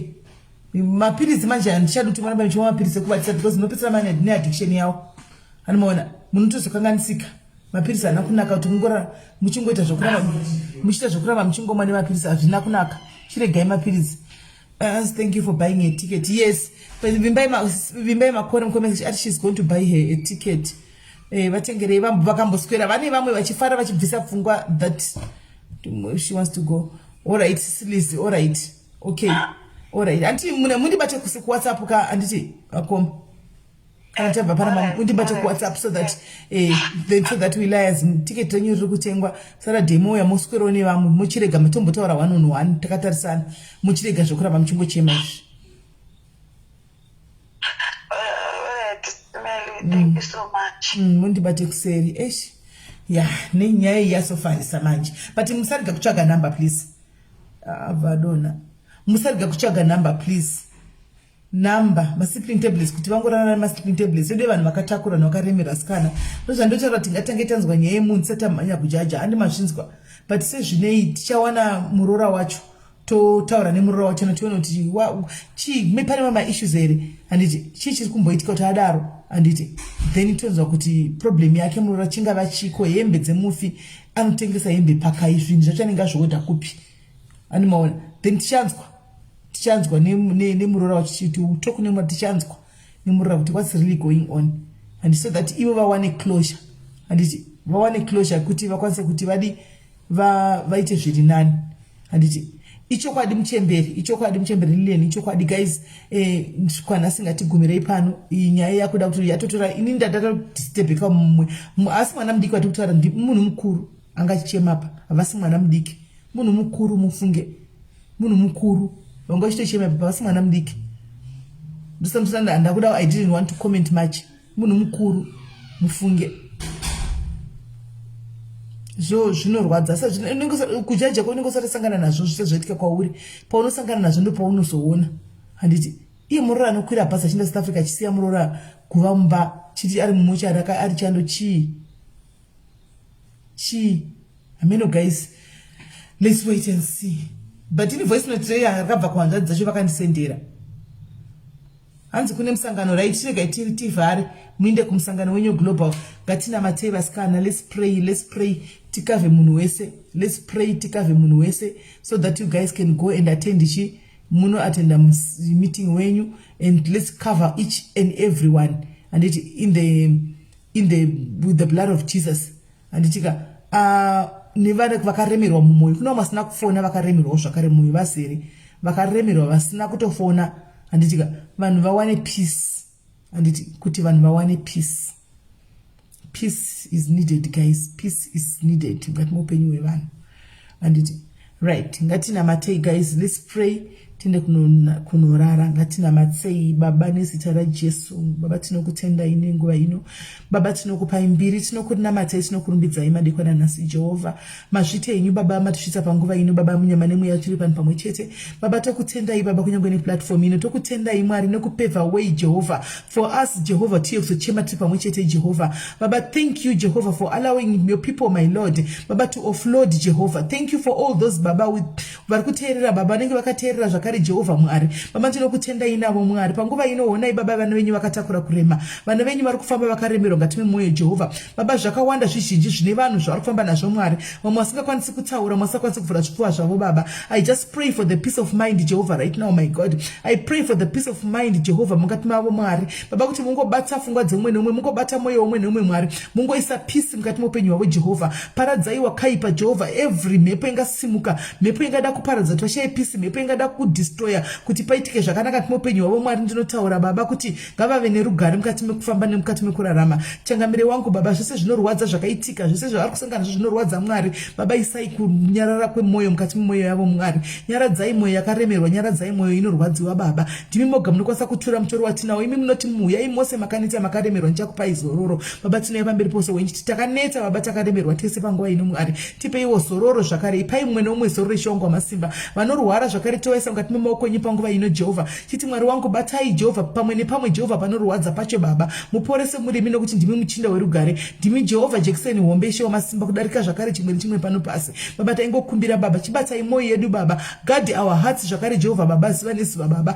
Guard our mouth zvakare Jehovah, ziva nezuva even patinofamba baba. Miromo yedu Mwari muidzore patinotaura, patinofamba Mwari. Maoko edu patinoda kutaipa zvisakarurama Jehovah Mwari. Tidzorei nesoko renyu Mwari, tidzorwe nemi Mwari. Hatidi kudzorwa nevanhu baba, toda kudzorwa nemi Jehovah baba. Tinonamata panguva ine madekwana takuenda kunorara Mwari, kupinda mufananidzo werufu mumwe nemumwe baba. Taikumbira kumukati kakwana, ruoko rwenyu, ropa renyu pamusoro peumwe neumwe Jehovah. Kavhai mumwe nemumwe zvakare Jehovah baba ari pano nezita raJesu. Nevasipo Mwari vachengetedze mwaitire zvakanaka, nevari kumabasa Mwari vachengetedzei zvakare muvanzvengese kumweya zvakare Jehovah ingasimuka isakarurama zvakare Jehovah baba. Ndinotaura baba zita renyu Mwari, ndotaura ukuru hwenyu Jehovah. Tipei rudo mukati memwoyo yedu baba, bvisai mweya weruvengo Mwari baba Jehovah mukati mupenyu hwedu baba. We don't want Jehovah any room Jehovah for hatred baba. Ndinotaura mweya wekuregerera, ndotaura mweya werudo mukati medu tenzi baba, nokuti ndozvamakatsikira, ndozvamunoda, zvamunoti instructa baba kuti tiite baba. Tinoziva tinokundikana sevanhu venyama pane dzimwe nguva, asi Mwari wangu baba munotidzora Jehovah, nokuti ndimi mudzori mukuru pane zvese. Mbiri yese ngaipiwe kwamuri nezita raJesu nokusingaperi, amen. Guys, anditinorara ndabatikana. I hope she's okay. I hope she is okay. Ndabatikana right. Kanzi kune musangano wenyu guys, chinda yenyu kumusangano wenyu. Yana mkoma John Kariwa mauya late. How are you my brother? I hope you are okay. Guys, tubatana nimsuwe Wednesday anditi. High T settings. Asatwa badala ma high T please. We are counting down now. 4 days to go. 4 days to go. Vasati va badara 4 days to go. Vasati va badara 4 days to go. Gatite tichibatika ditika. Tinosangana murunyararo, murudo, murufaro. Anditika. Right. Bye bye guys. God bless you.